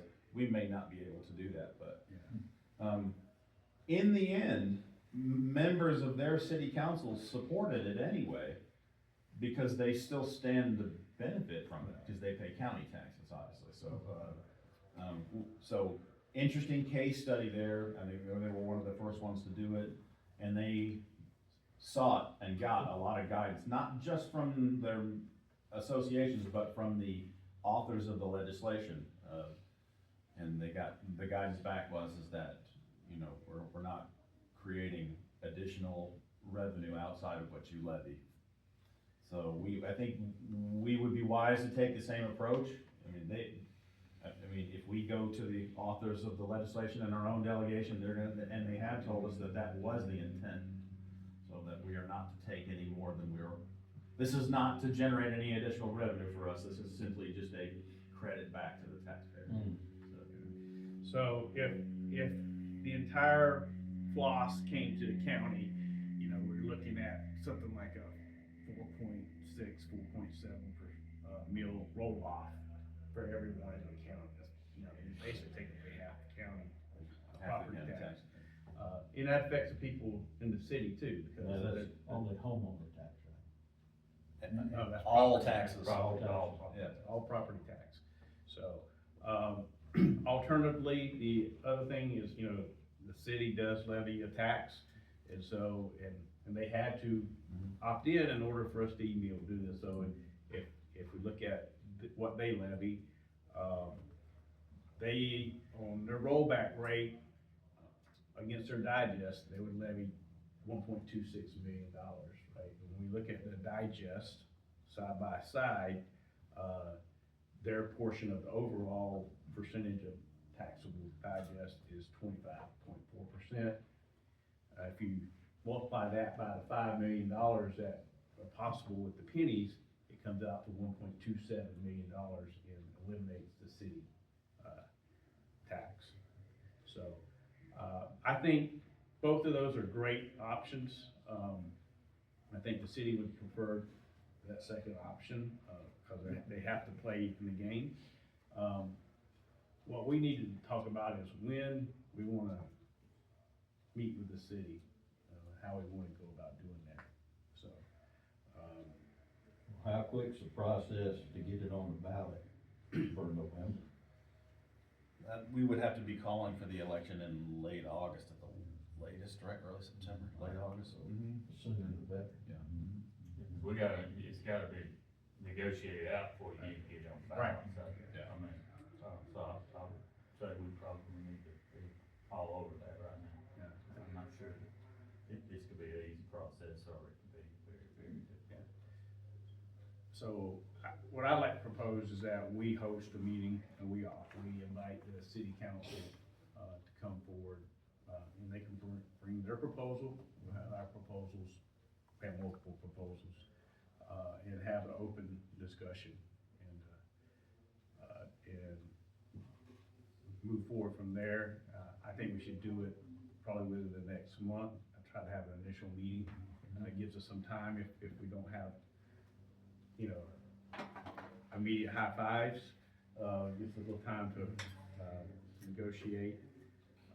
But that's what I propose, that we invite the city council to a session of the. We have that second Tuesday. That's right. Yeah. Question I had on, just to make sure I'm clear, now, the ladies here, so we'll make sure they're clear. So, it can't be a windfall, so if that's what it is, that's what it is. You can shape this any way you wanna shape it, you calculate the numbers any way you wanna calculate it, but if it exceeds more than they're taxing, it's a windfall, and that's not the purpose of this, it's kinda illegal, right? Maybe to use that term, so seems to me like negotiations ought to be pretty. Well, Should be. I mean, it should be, but I mean, you see that, yeah. Follow the rule of law, you don't. yeah. And there's always different perspectives, right? So I like your idea. I think maybe the second Tuesday in May, we invite a special call meeting, invite the city council, and ask them to propose, give us their proposal for distribution of loss. We give them our proposal, distribution of loss, and we move forward from there. So the two things that my colleague in Thomas County and I totally agree on. One, the legislation is not perfectly clear on that. But the intent of the legislators is. So where he and I agree is that if we propose something that does not meet their expectations, they will fix it. Two, it probably would not stand for a DOR review if they determine that one or multiple taxing entities are achieving a windfall through the tax. So my only recommendation is that if it more than zeros anybody's tax out, then it just can't be applicable. So, and they went to the extra step in contacting members of Ways and Means, which I have not done. Right. And so they even went to the committee that this came from, and the committee members that they spoke with, they're like, don't try to fiddle around with it, because we'll fix it. So. Yeah, I think we saw that with 581, you know, they came back and they tightened it up. And there's language in there that if we get on a referendum and the citizens pass the 1 cent sales tax, it's good for 5 years. We can't do that again without going back to our local legislators, and they have to really review the fact that there was no windfall by any, authority that participated in the loss. So, So win-win for the city taxpayer. yeah, they get the city, and they're gonna get the county. And they get the county. So, anyway, that's my proposal, is that we, but I think it was his proposal. The second, Tuesday, offer that date. Send the and then, invitation out. Okay. Next item, recommendation from insurance broker to adopt a hot work policy. So you apparently have a copy of that policy in your folder, and there are probably members of our board that are much more familiar with these types of policies than I am, actually, and maybe even our engineer. I just wanted to show it to you in advance because it's gonna come to y'all for an approval. We will make this as meaningful as we possibly can for our needs, but it is a request from one of the subsidiary carriers that we have this as, to help us, maintain the current rate we have for, workers' comp. That's really all I have, so it's a bit of an unusual policy, it's not a policy that I have any great deal of familiarity with, and we will do our best to incorporate it into our overall SOPs. But it's certainly unique, and I think, it garnered at least a couple of minutes of your attention at a work session, and if you have any questions, you can ask them now. I'm not sure I can answer them, but I can get them answered for you between now and the time I ask you to adopt it. So it's just a little unusual, so I put it out there for your consideration. Okay, in layman's terms again, it maintains the workers' comp level that we currently pay? Yeah, they wanna see us incorporate that into our SOPs. Okay. Yeah, that's it. So recommendation from the insurance carrier to enhance our policies as it relates to the workplace. Okay, so you're gonna come to us in a session. Yeah, and with a presentation and explaining which policy language you're changing. And if you have any questions between now and then that would make that adoption easier, just let me know what they are. Cause I may not know them right now. This is totally new, though. We don't have this. We don't, This yeah. is not addressed, so there won't be any. This is a payout. This is something that reached their radar through payouts, and they said, hey, we want. Yeah. People with insurance. I asked if we were being singled out as a client, they said no, so this is something that they're asking Percentage of all. payouts, Yeah. perhaps. May I ask, Commissioner, is it something that is this a policy that y'all have? Yes. So you're familiar with it? You explain it to us then. It covers the insurance company, somebody's not, Mhm. if they don't file that policy, they say, we're not covering. Employee or contractors in violation of, like most of our policies that Sure. relate to safety and stuff. Okay. Yeah, my business. I'm sure hospitals. Do they have to have classes or anything? Yeah, I believe there's a Yes. training provision there, yeah, Line yeah, so spaces we'll have and to. all that stuff. The good news is that they're underwriters are willing to do those things for us. Okay. Yeah. Okay, so that'll come before the board. Mm-hmm. Next up is, discussion on the timeline of land use development ordinance revisions to include the planning commission review of proposed changes from 2024. Well, Mr. Chairman, let me take that before I turn Doug loose, and I'm gonna remind Doug to stay high level today. Okay. So this is gonna be coming back up on the planning commission's radar, you know, we're encouraging them to bring this back up and bring it through the process, but I just wanted to make sure, because we're under a moratorium, okay, and we set it at 100 days to put some pressure on ourselves to make some movement towards how we wanna proceed with land use. Is there anything that you want your staff working on in conjunction with or in parallel with the planning commission? Or are we okay just with the planning commission taking this bit by bit and sending it forward? I wanna make sure that nothing, cause really what had happened was it kinda stalled out at the planning commission. We recommended to the board back in September, October, right, they're not moving forward with this. We have a moratorium in place, it's about ready to expire. You know, we need to at least take some chunks of this. We got it all the way to December, the board passed on making any moves on December, and we came out of that moratorium. So, after that, we identified some issues again, we went into another moratorium. I wanna make sure that, you know, that we're not dropping a ball as you see it. So do we want everything to flow back through the planning commission and come back towards us, or are there certain components that you want your staff to bring directly to you? I guess that really depends on what, I mean, we open up this huge box. And I think we just, now, our moratorium on subdivision flag lots, so, I think we need to sort of stay focused on that and get that addressed, but certain, you know, zoning and land use and all that ties all right into that, so, you know, I think we keep bouncing, but we're not. I think we need to take some bite-sized chunks and get it done.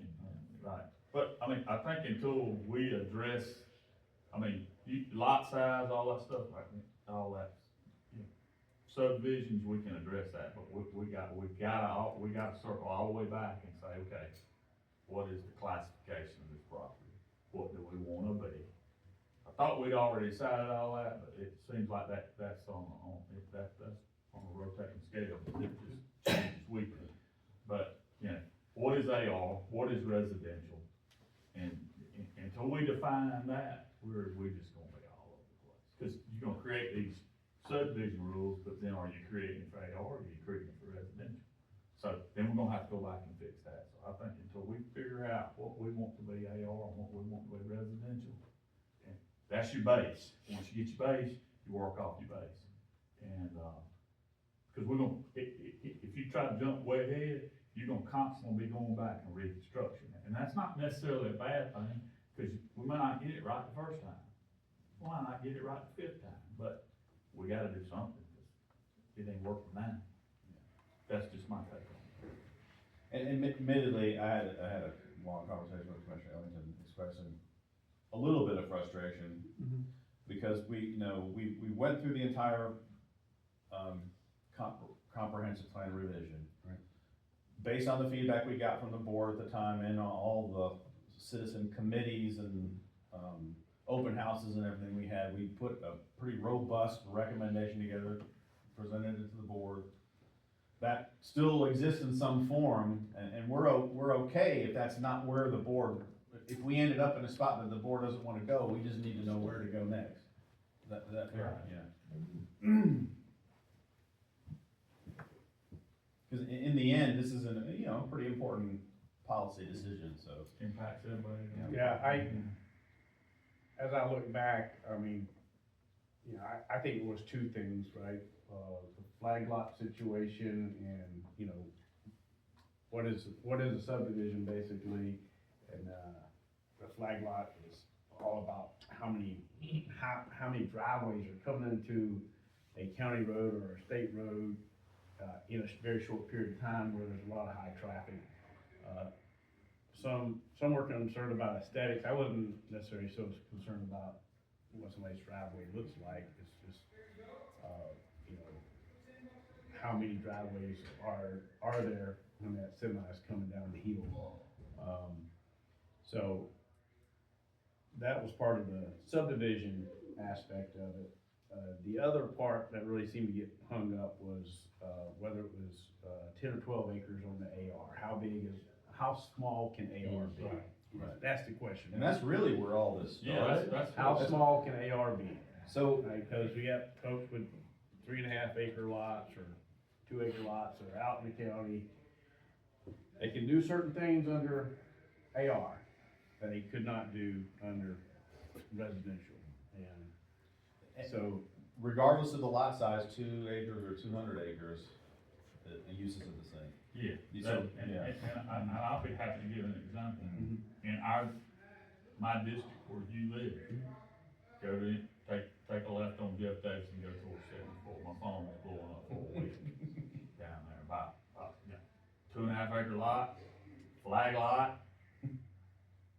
signs, all kinds of, you know, and the people are totally legal.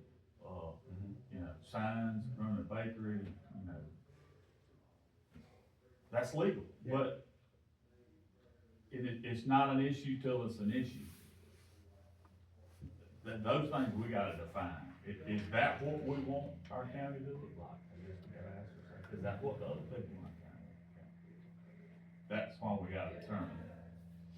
Subdivision, you've got a great solution. I salute you on that one for the subdivision. That sounds easy.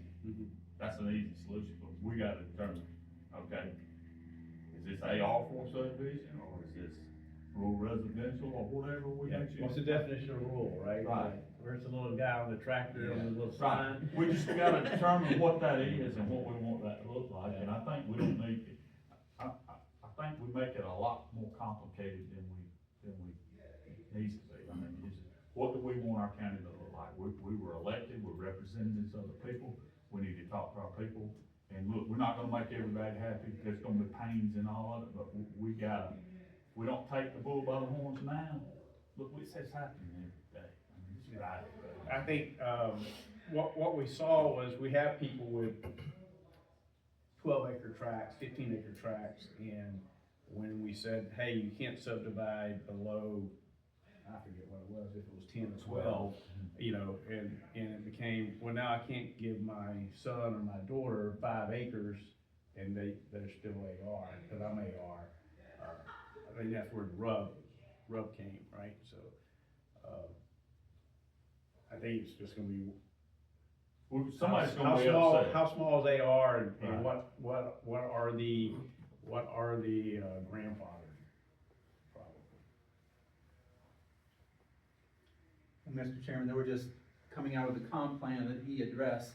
I tell everybody, and I'll tell you, there are 2 issues that I thought big came out of the comp plan revisions, and that was a question you got from the citizens. Why are we doing this now? What had happened? Well, what happened was the year before you did your comp plan, and the normal planning process is once you get that policy stuff, it's a little squishy and soft, but it gives you a general direction. Well, the general direction I heard was, 1, we want to maintain the rural small town feel of Upson County. Well, it's not just feel, you have to have rules or you don't get that. You can wish it all you want, but until your rules require it, it's gonna happen whatever's in your rules now. So that was, and do our rules now, if you wanna maintain rural, 1 unit for every 2 acres is not rural. It may be suburban, it may be exurban, but it's not rural. So, again, for the 15th time, I think you start at 1 to 20. If you truly want to preserve rural, 1 to 20 is where you start. Brag. You know, get more than that. The other thing I heard was a greater variety of housing. And as we know, whether you're in the city or the county, we're attacking new housing. Nobody wants the kind of new housing that's being proposed, but the comp plan said you need a greater variety of housing. So, as you said, somebody's gonna be unhappy sometime, but the comp plan, at least to me as the county planner, I heard 2 messages, I didn't hear a lot of others. Variety of housing, and we need to maintain our rural small town character. Okay, well, you have to put that in your regulations, otherwise wishing it doesn't make it true. Your regulations. The way Upson County looks now is because in 1995, a group of 5 gentlemen said, this is what our zoning code looks like, here we go. And we have been modifying it. We're not sitting on our 1995 zoning. We've been changing it quite a bit over the years, so I don't think we have an old antique. I will point out that what the city did 3, 4 years ago, they changed everything. They wiped out their whole ordinance. You know, we have bits and pieces and pages here and there. We didn't wipe out the whole ordinance. Now that was work. You want work, just erase everything you ever had, like the city did, and start over from scratch. That's a major undertaking. What we did is we got some recommendations on maybe over half, not every page for all of it, but bits and pieces on certain pages to make those modifications. So, again, all I hear is, what is the definition of rural? What is, you know, you say 1 to 20, some people will say 5, you know, it's how you grew up, you know, and what you were exposed to, what your homestead is, right? So, I mean, that's the crux to the Well, argument. rural though, I mean, I don't say rural if it's talking about how many acres you live on. I think rural is the character of the area you classify. I think rural means, you know, obviously, you know, 100 homes stacked on 100 acres is not rural. I think we can, I don't think anybody would debate that. No. I mean, you can stick it out in the middle of rural and it's still not rural. It might be rural getting to it, but it's not rural. So I think it's not, rural, the classification of rural doesn't mean I live on 100 acres. I think rural is, hey, my nearest neighbor. I get in my vehicle and go see it. Right. He can't hear me talking in the yard. I think that's classified as rural. I think, Now, yeah. AR and rural are two different. For me, rural is the, you got a fridge on your front porch and an old toilet as your planter, you know what I mean? I'm from That's Tennessee, what we though. don't want. But if I could just take us, back, and maybe this 2-minute conversation will help. This was a conversation between Commissioner Jones and I, 2 or 3 years ago, and he pointed out a 2-acre parcel not too far from here that had like 5 or 6 Connex boxes stacked on it. He says, hey man, can you have code enforcement check that out? I said, well, I can, but I don't see a violation. You know, and that's how the conversation started. A 2-acre parcel, right on our corridor, you know, nice little house on it. I mean, and just Connex boxes stacked up everywhere, because the same rules apply to them as do an operational, agricultural, full-blown, you know, cattle farm or chicken farm or whatever, row crop. The rules are the same. And that's kind of what says, you know, he says, hey, how can we change that? And I said, well, we have a comp plan revision coming up. You know, let's highlight that as one of the things we want to try to address. And that's how we got to where we got. And they ain't addressed it yet. We have not. I mean, I think that's the crux of it, you know, it comes down to rural and AR, and, what that's gonna be. And I don't think that's, I mean, I think we're just gonna have to sit down, focus. We're not gonna be able to spend 30 minutes talking about that and solve that issue. Yeah. I think we may have to set something aside that we directly address that. Cause I think that's gonna have the most impact on the majority of our constituents. Yeah, I don't know how we can have, you know, maybe a town hall in certain areas of the county and talk about this, you know. I know we did the comprehensive plan, I know there was a survey that went out, there was 600 responses to the survey, I was one of the responses. But I'm not sure what the demographics of that survey were. You know, I don't know if it was mostly folks in the Thomaston area, I don't know if it was folks out in District 2, you know. You self-identified in that survey, so we did ask which area. And Mr. Chairman, there was in the reports that the consultant gave us, they showed you the demographics, so I think I saw that presentation definitely twice, if not 3 times.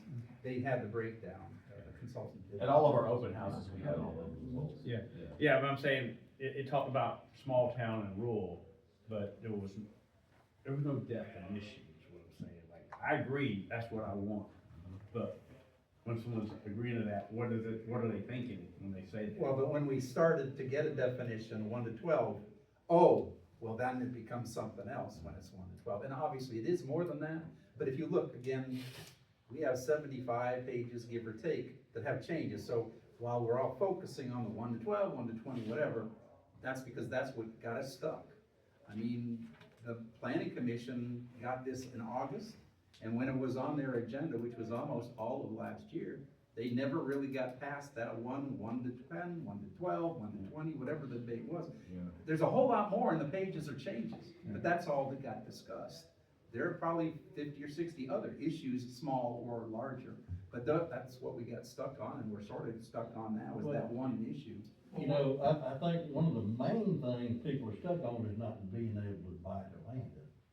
And There was some confusion, that's right. That was a lot of information today.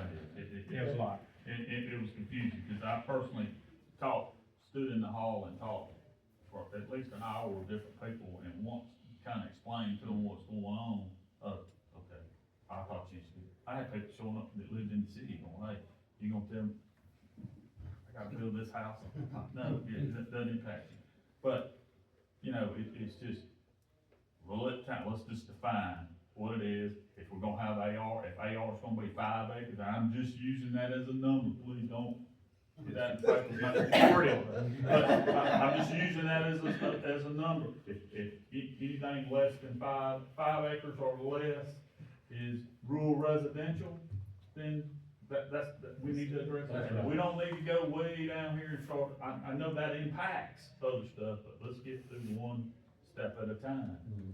And look, once we identify rural residential, I don't think we're gonna be doing any AR subdivisions.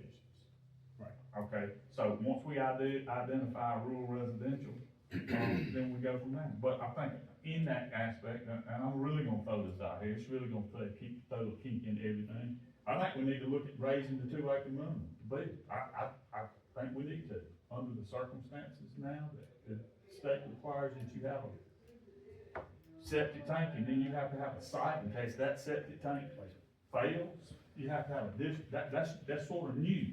So when this 2 acre thing came along, I don't know that wasn't a problem then, but now it creates a problem. So should we be 3 acres minimum now, to build a house? I mean, those are the type of things that we're either gonna be fussed about in the future, or we're gonna be congratulated about in the future. So, you know. Or both. Right. Yeah. Well, I think we always gonna be both. I don't know if we answered that question. Well, and so, let's see if I can just, wrap this up.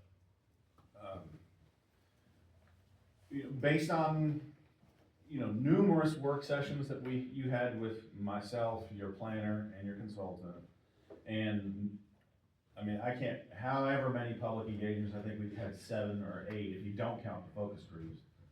You know, you have what are essentially your staff's recommendations. If they don't meet or exceed your expectations, we just need to know how to pivot, that's all. And Mr. Chairman, you have a new planning commission, relatively speaking, as we have a sort of new board of commissioners.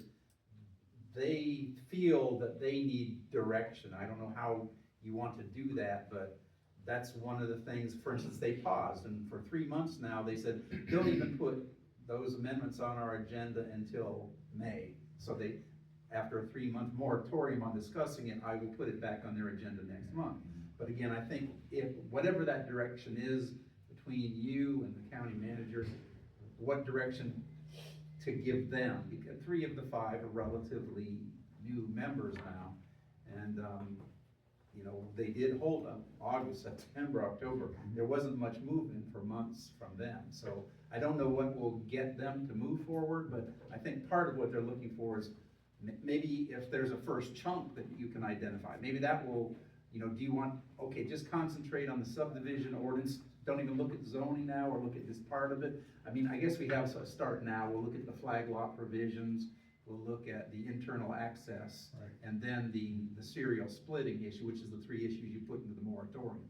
So that's a good start, and we will be discussing that next Monday at their next meeting. But Great. to whatever degree you can maybe identify the pieces, you know, that you would like them to look at it each time, they seem to have difficulty identifying, okay, if we're gonna do it a piece at a time, what piece do we do? I think we do have some direction now with the moratorium, we can take that to. So, Yeah, I think we tackle that because we put a timeline on that, and Yeah. we don't need, you know, if we have to push it a little bit, we'll push it a little bit, but I would prefer not to. And then, I'm with, Commissioner Ellington, you're talking about rural residential, I think that's a rural estate, is that? Well, that would be the new subdivision, the new zoning district. Yeah, I think if we can flush that out to something that people are,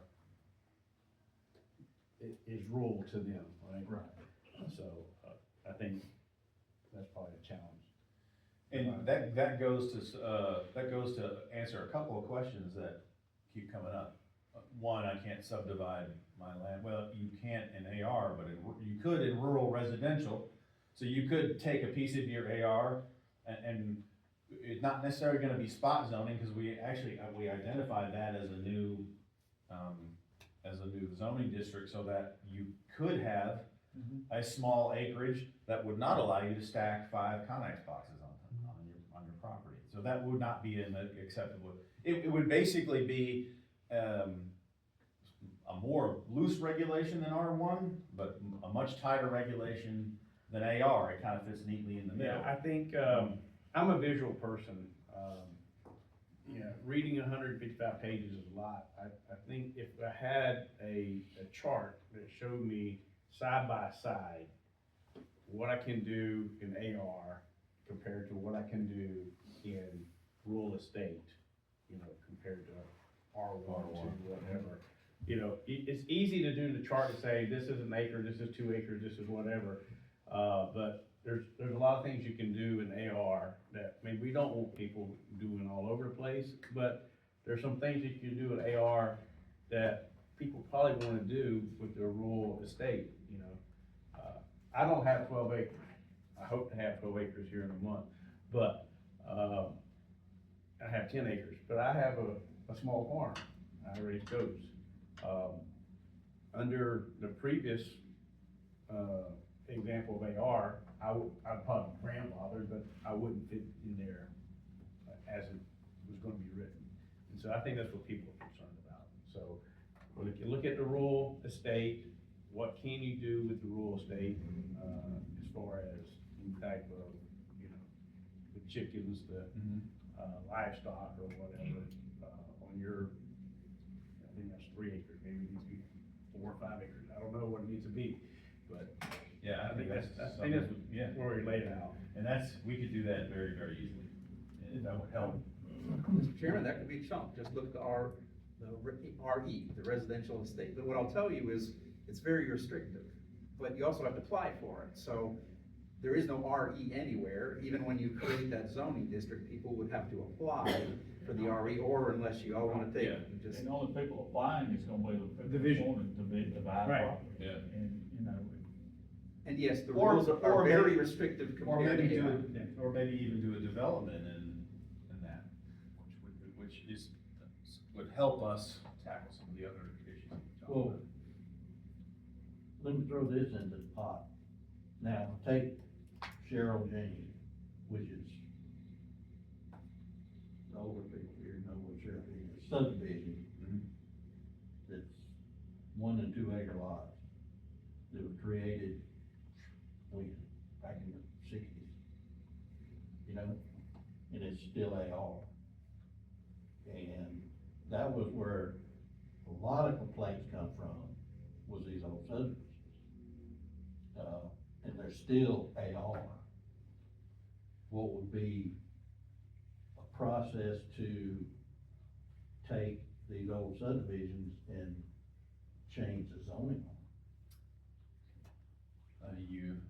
It could be done. It can be Well, Walk done. County did this about 5 years ago, they went and, they went with the rural estate and they changed, it upset the apple cart, but you know what, today, You don't hear anything about it. you don't hear anything, about it, it took so fast. The whole design, based on all the input from the comp plan, was just to give people that subdividing option. And when we were proposing this, when we initially proposed this, and you may be aware of this, but it's just for you two. We wasn't talking about, all those places were grandfathered, we were just talking about from this point forward, Yeah. this is what it's gonna be. We wouldn't be rezoning And anybody's at the end existing. of the day, did we have a lot of concerned citizens? Well, that depends, if you got one concerned citizen, to me, that's a lot, but in a scale of statistics and numbers, the percentage wise, we had 25, 30 people that was upset about this. Basically 28 to 30,000 people, now I think that fluctuates on a regular basis around here, but, so, I probably got just as many folks that said, hey, and in light of what's taking place since that big show up at the meeting and start fussing with some of the situations that's going on right now in the last several months, I've had people call me and go, hey, I changed my mind,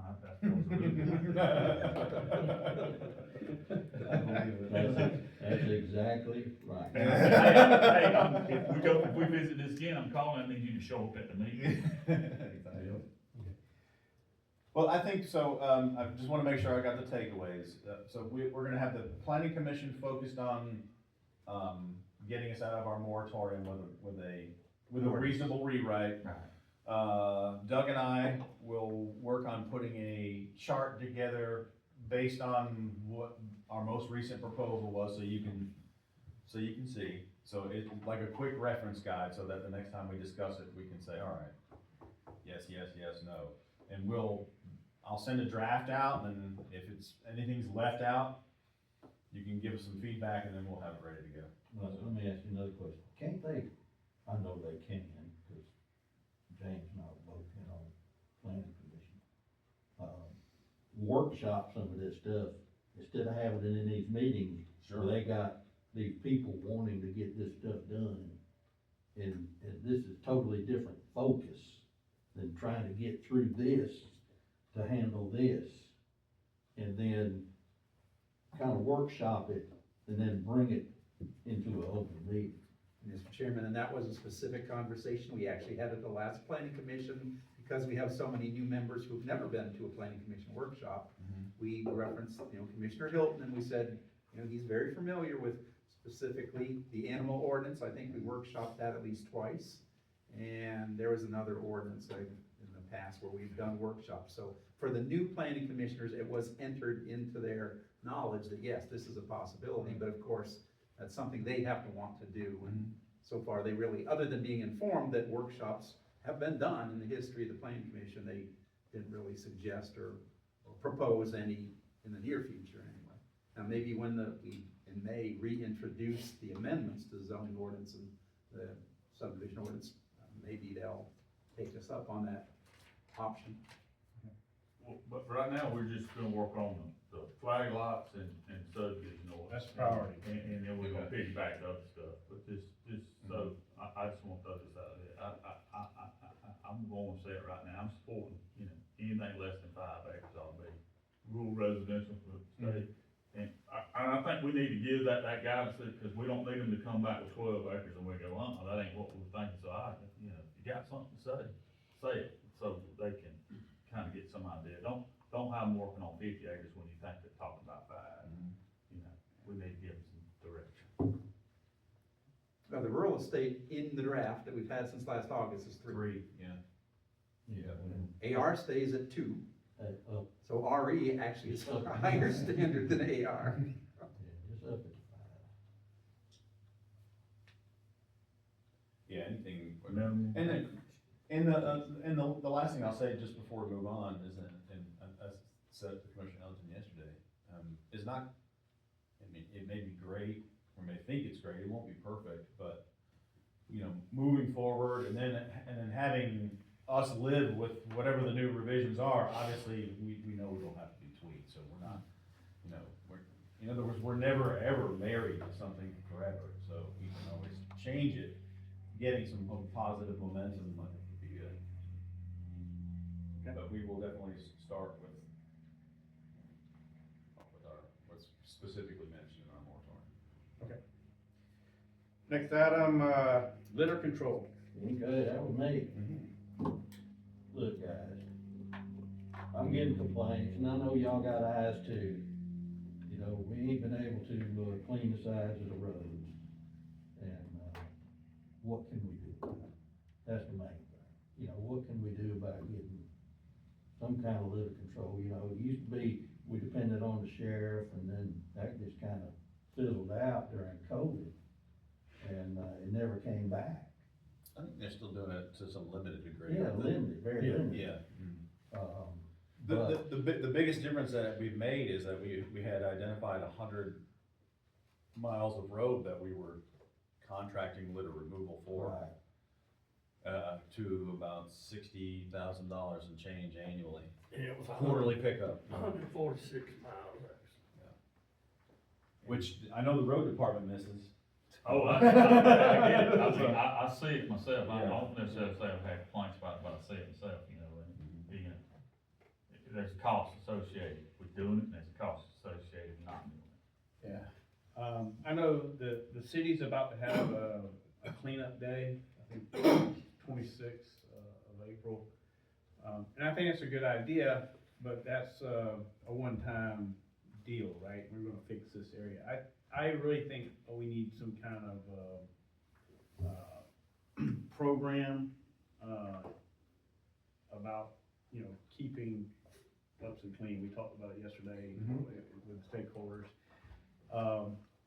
You know, there's adopt the highway deals and things like that. You know, maybe some of the organizations in the community can adopt, certain areas, of roadway.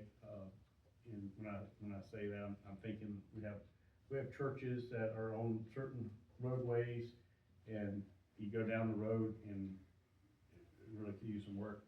And then that's just one way we could address it, but I think we have to come up with something that, addresses it long term. You know, I have to drive 74 coming into town sometimes now.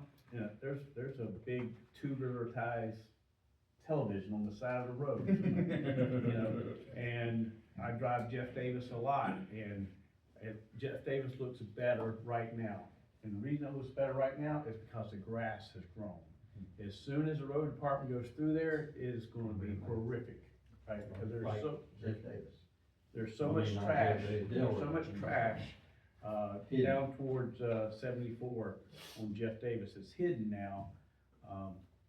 And, you know, I don't know how we get after it, but I think, you know, we want people to come to our community, and the major thoroughfares that are coming into our community, do not reflect, what we want to reflect as you drive into our community. And we gotta, I don't know how we do it to change, that. I don't think everybody who's driving around Upson County is throwing stuff out of their vehicles, but obviously there are some. There's a lot of, there's a lot of. Yeah, but I'm saying I don't think it's a large population, but there's some that are doing that, and I don't know how we get after changing that mindset. I know yesterday, I got a phone call trying to do a community cleanup for Lincoln Park. They want to pick one day out of the month to have old stuff picked up. Made a phone call to GFL, told them what they was trying to do. And I was told that, you know, that seemed like that may be a lot. They don't have the manpower to come out one day and pick up unwanted items. I also mentioned that this would only be with the customers that have that service.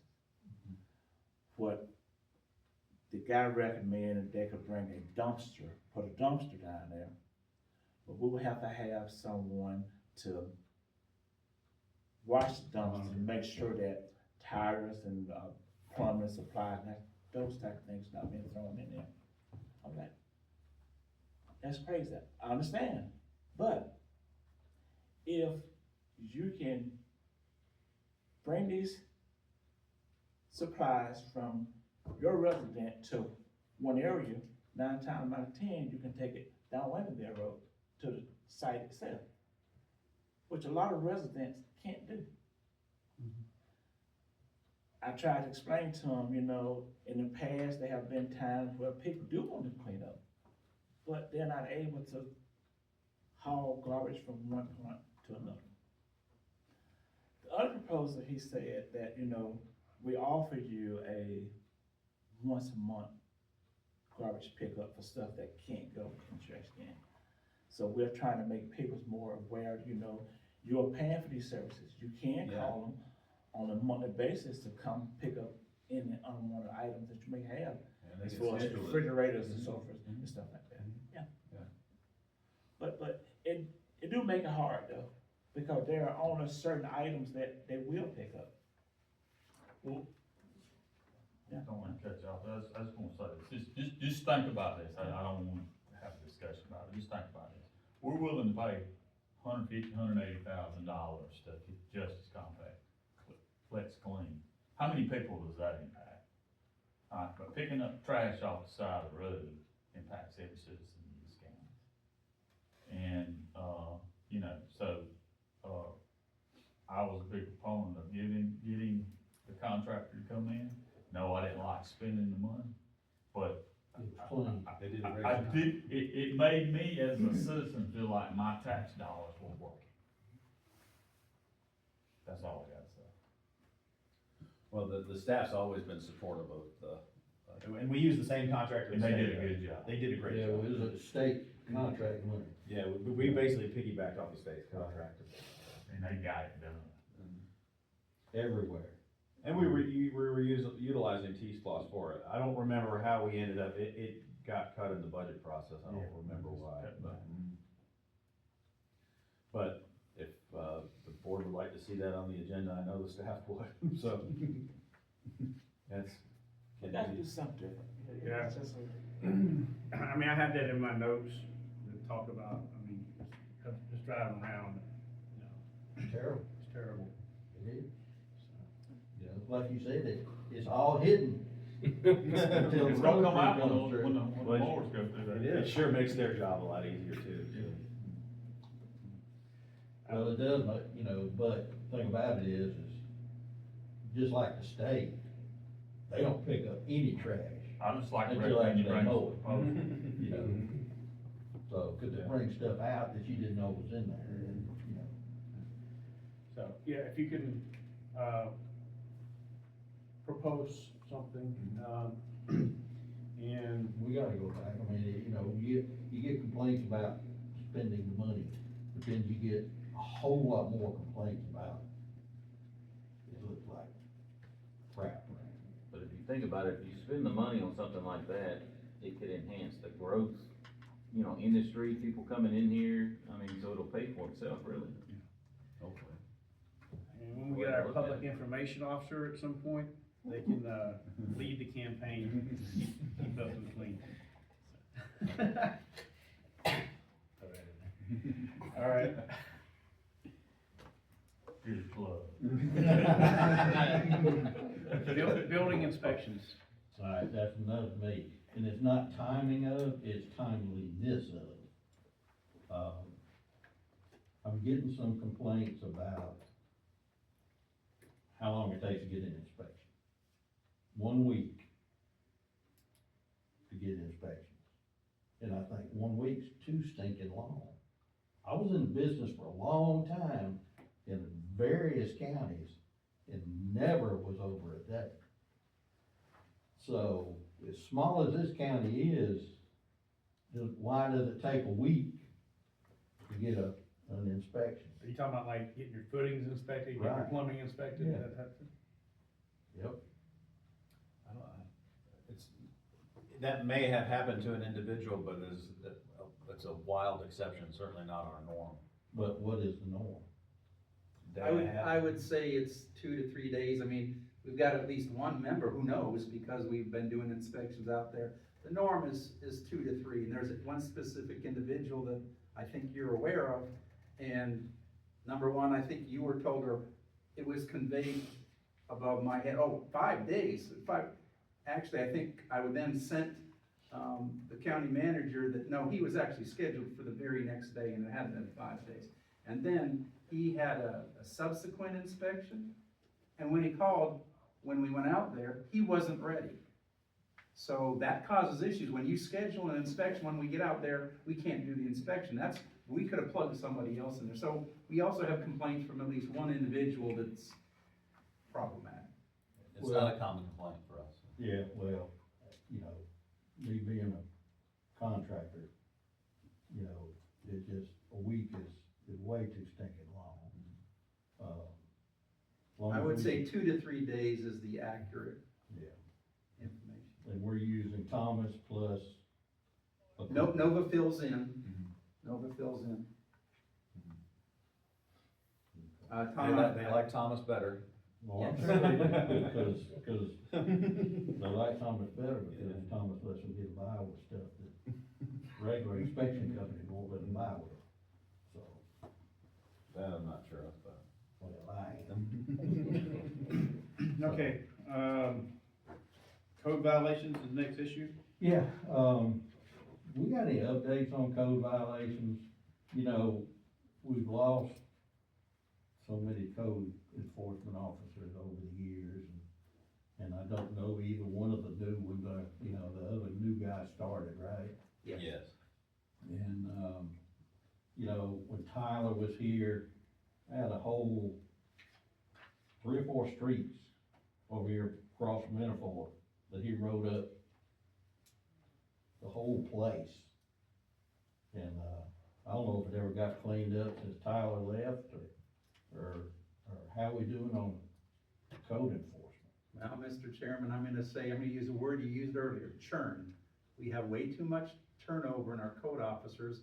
I was talking about a case that, one of the other commissioners was very concerned about. We used to get called. We've had 3 code officers work on this one case, but until we can get an officer that sticks a while, they don't even know about the old case, and then y'all familiar with the fact we lost our software. That was a huge blow. We lost all those records, and we are told that translating those records, the old ones, to the new software is difficult. I don't know that it's impossible, but we've been told it's difficult. So not only are we starting from scratch on records, we keep losing code officers. And, we're very lucky. The new one that we have has 19 years of experience between previous experience in South Carolina and Georgia.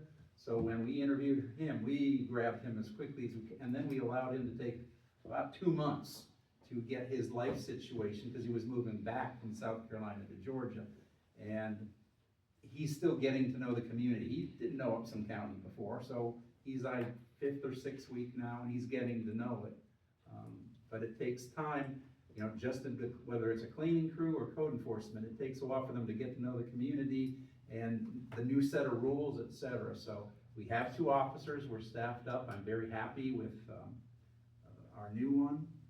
Jim Wright is his name, and certainly if you want to meet him, or we can bring him to a meeting and introduce him, whatever you'd like. But I was very happy. We've never been able to hire anybody with that much experience ever. So I hope we keep him. I hope we keep it too.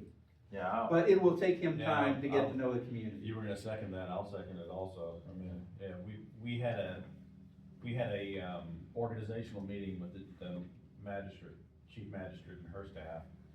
And, I'm very excited for the direction of our code enforcement.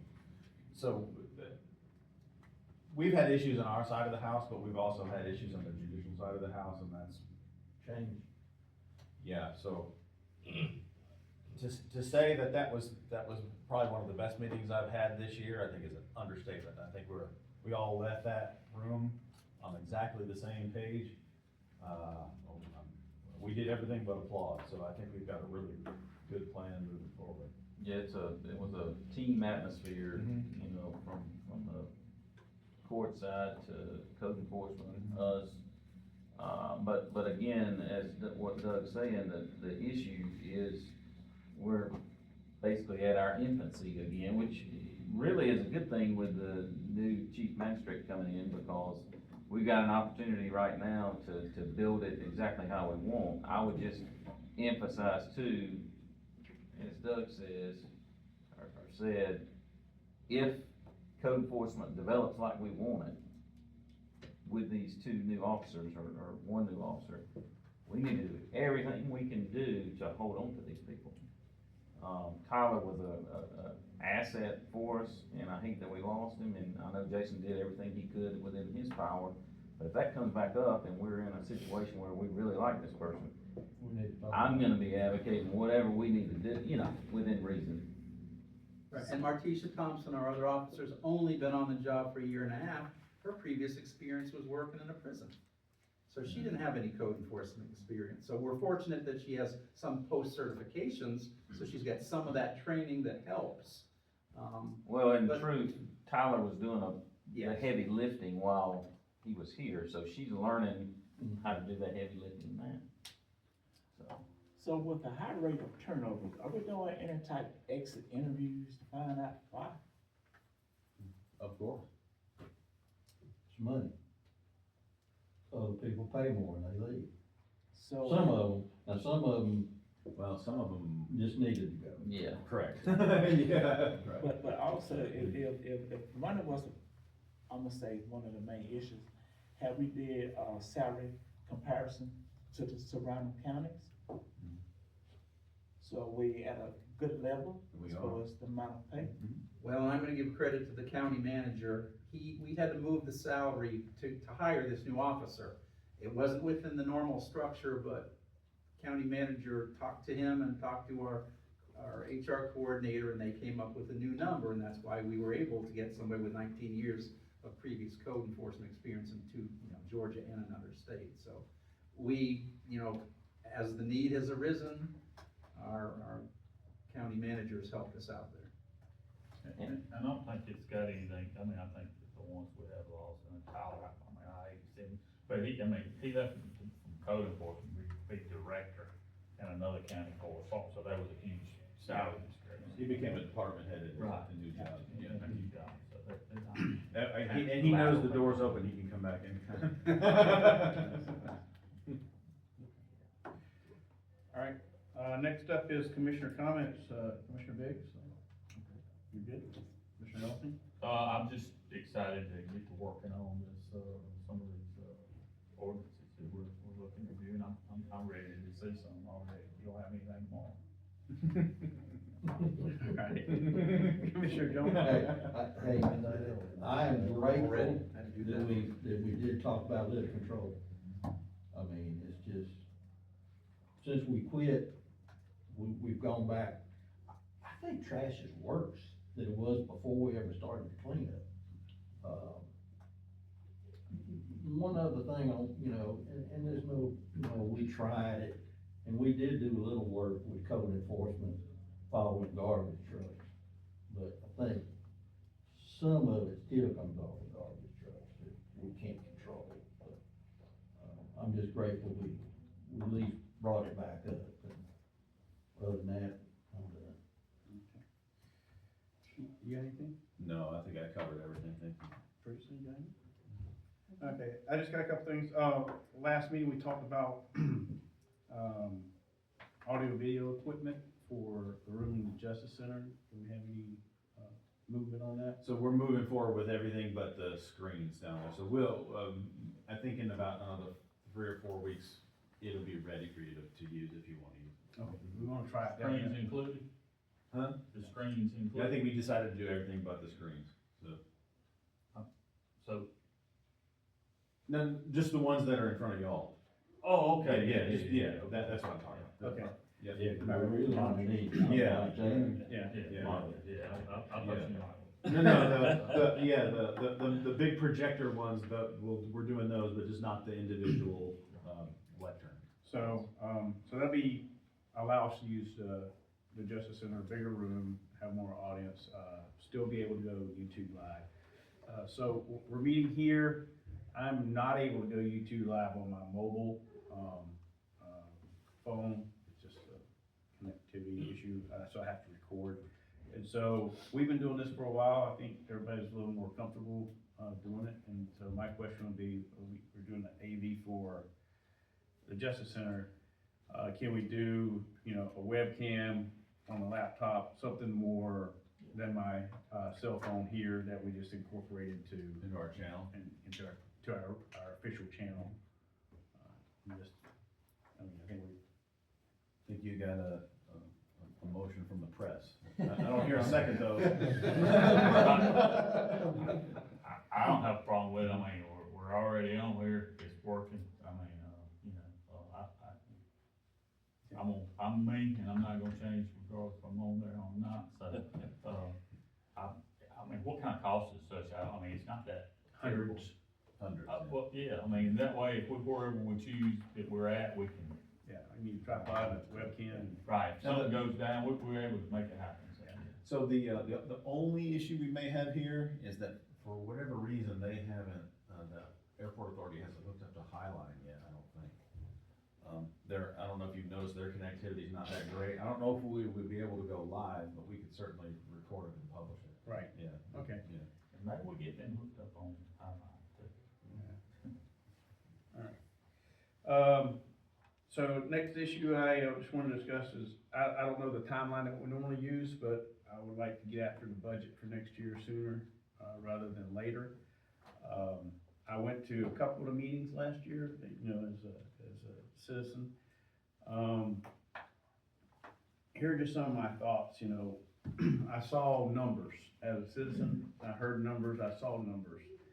I think I mentioned earlier, I'm a very, very visual person. I like to see charts and graphs, and, so I would like to, let's look at how we do the budget presentations, right? When you tell me I need this much money, right? I would like to see a graph to show me how much money have you had over the last 4 years, right? What are we doing? What kind of growth is it? And when you tell me what your expenditures are, you know, I assume payroll was one of the higher expenditures in a department. But again, I like to see, was your payroll done? What is your head count done over a few years? Because you know, if your payroll went up, well, it's because we added a person, that makes sense. Right? If your payroll went down, you know, maybe we lost a person. But I think we should look at those type of things, right? What is the head count? What are the vehicle counts in different departments? What is the largest expense in each department? You know, why is that the largest expense? And what have we done to try to control that expense? I would just like there to be some uniformity across how it's being presented, if we can get to that. Not just with the board, I'm saying with the constitutional officers as well. I'd like to give them like, hey, here's what we're really looking for. So if we can work on maybe like a template, like this is how we would like to see the information portrayed, because I want the public to be able to consume the information. You know, we can do all the nugging on the numbers, but I want it to be so that, you know, we can post, you know, because I go and look at, you know, the splosh and see, you know, you can go on the website and find all these things, right? But it's a lot of looking around and trying to understand. And I think we can clean that up and make it more user friendly for the citizens of the county to understand where we're spending money and why we need money in these locations. That's just my thoughts. We already covered clean, thanks to, I don't know if we already covered floss. We'll talk about board openings. So we got 2 board of assessors. We had some more openings come up. Yes, the records advisory, I've got a meeting with their chairperson Monday. Looking at their enabling resolution, it goes back to 1995.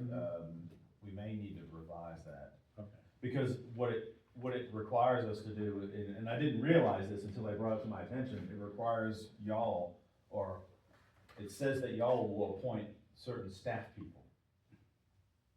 And obviously, we just. Duty description? Yeah, so, we just, you know, and then do a policy that forbids staff from serving in these capacities, so.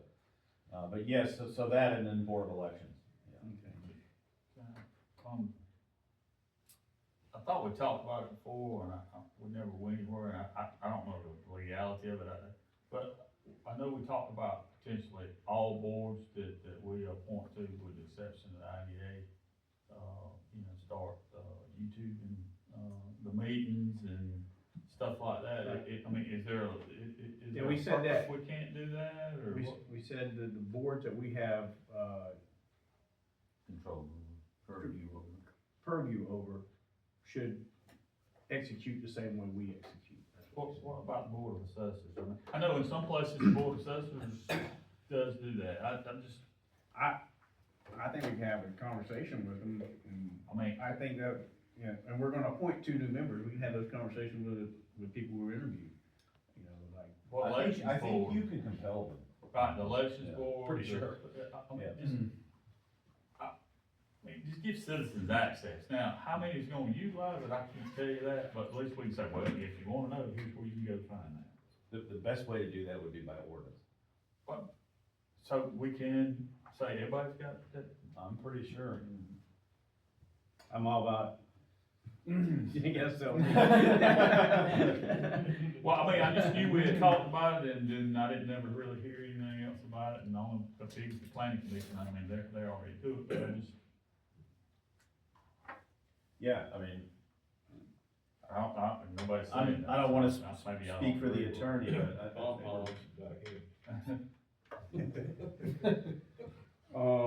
Let's make everybody a movie star. And then, last thing I'll say is, I did get a call from, the CEO of Brightmark. He left a voicemail for me, gave me his number. I put in to have a phone call with him on Friday. I did have an interview with the Columbus Ledger Inquirer yesterday, specifically about, Brightmark. And, so I have asked the CEO for a call on Friday. And one of the things I'm gonna talk to him about is, what the citizens came to us, right? And in his voicemail, he did acknowledge he watched the video, he watched our YouTube. So it shouldn't be a surprise to him that, hey, you may be coming, you may meet all the requirements. Some citizens are concerned about safety, some citizens are concerned about, that's a trust issue with the environmental side. There's now a confidence issue with, are you gonna take care of Thomaston after what happened in Indiana? So those are the things I wanna talk to him about, some assurances, right? And, I'm gonna do that personally. I'll make that call, if he takes my call. But I wanted everybody to know that there was some communication. He may have reached out to you as well, so, that goes to show, that the YouTube does work, and it gets, people know what's going on in Thomaston, Upson County, and what we're trying to get after. And, last thing, I'm sure most of y'all knew him, one of the people I met when I first moved to Thomaston, who, just a great guy. He passed away last week, and so I just want to acknowledge Gene Salter. He was just a great guy, and I used to own the buildings next to him, right there off the square, when he had a sewing machine and TV shop. And I see him at Max eating. Just always had a great conversation with him, and just want to recognize him this week. May I mention someone else? Ed Trice. We lost Ed Trice, and same for me. He was one of the first people that came and approached me when I took the position here before I'd ever relocated here. He would check in on me from time to time. He had a detailed map where all the landmines were buried. And he coached me and cared about me, so I just wanted to say that. Mr. Chairman, I have to speak for Ed Trice. He was our county attorney when I started, and as the new planner, I love to tease him about being the father of zoning in Upson County, because he was the attorney at the time, but he was so helpful to me to get to know this new community, great sense of humor, and believe it or not, his opposite looked worse than mine. Okay. Yeah, well, that's great. I mean, we really want to recognize those members of our community, and, God bless them and their families. All right. One thing, Jessica wanted me to mention, go ahead and start, she has a medical procedure next week, she'll be out, but she said to go ahead and start building an agenda, so. I think we've got most of it built. Okay. All right, any saved rounds? Last thing, Doug, when you see the planning commission, just, make a suggestion from one commissioner that they plan a workshop and try to get some of this stuff before they have a regular meeting. Okay. Another save round? The auditors will be here and start next week, probably won't impact you, well, some of the department heads will. If you've gotten anything from them about a fraud questionnaire, please respond, or they may ask you direct questions. I always delete those things that say fraud. So, the auditor's doing our annual audit, and, Okay, can I get a motion to adjourn? So moved. Alright. Alright, adjourn. Thank you. Take care. And I'm gonna get Jason involved in this too.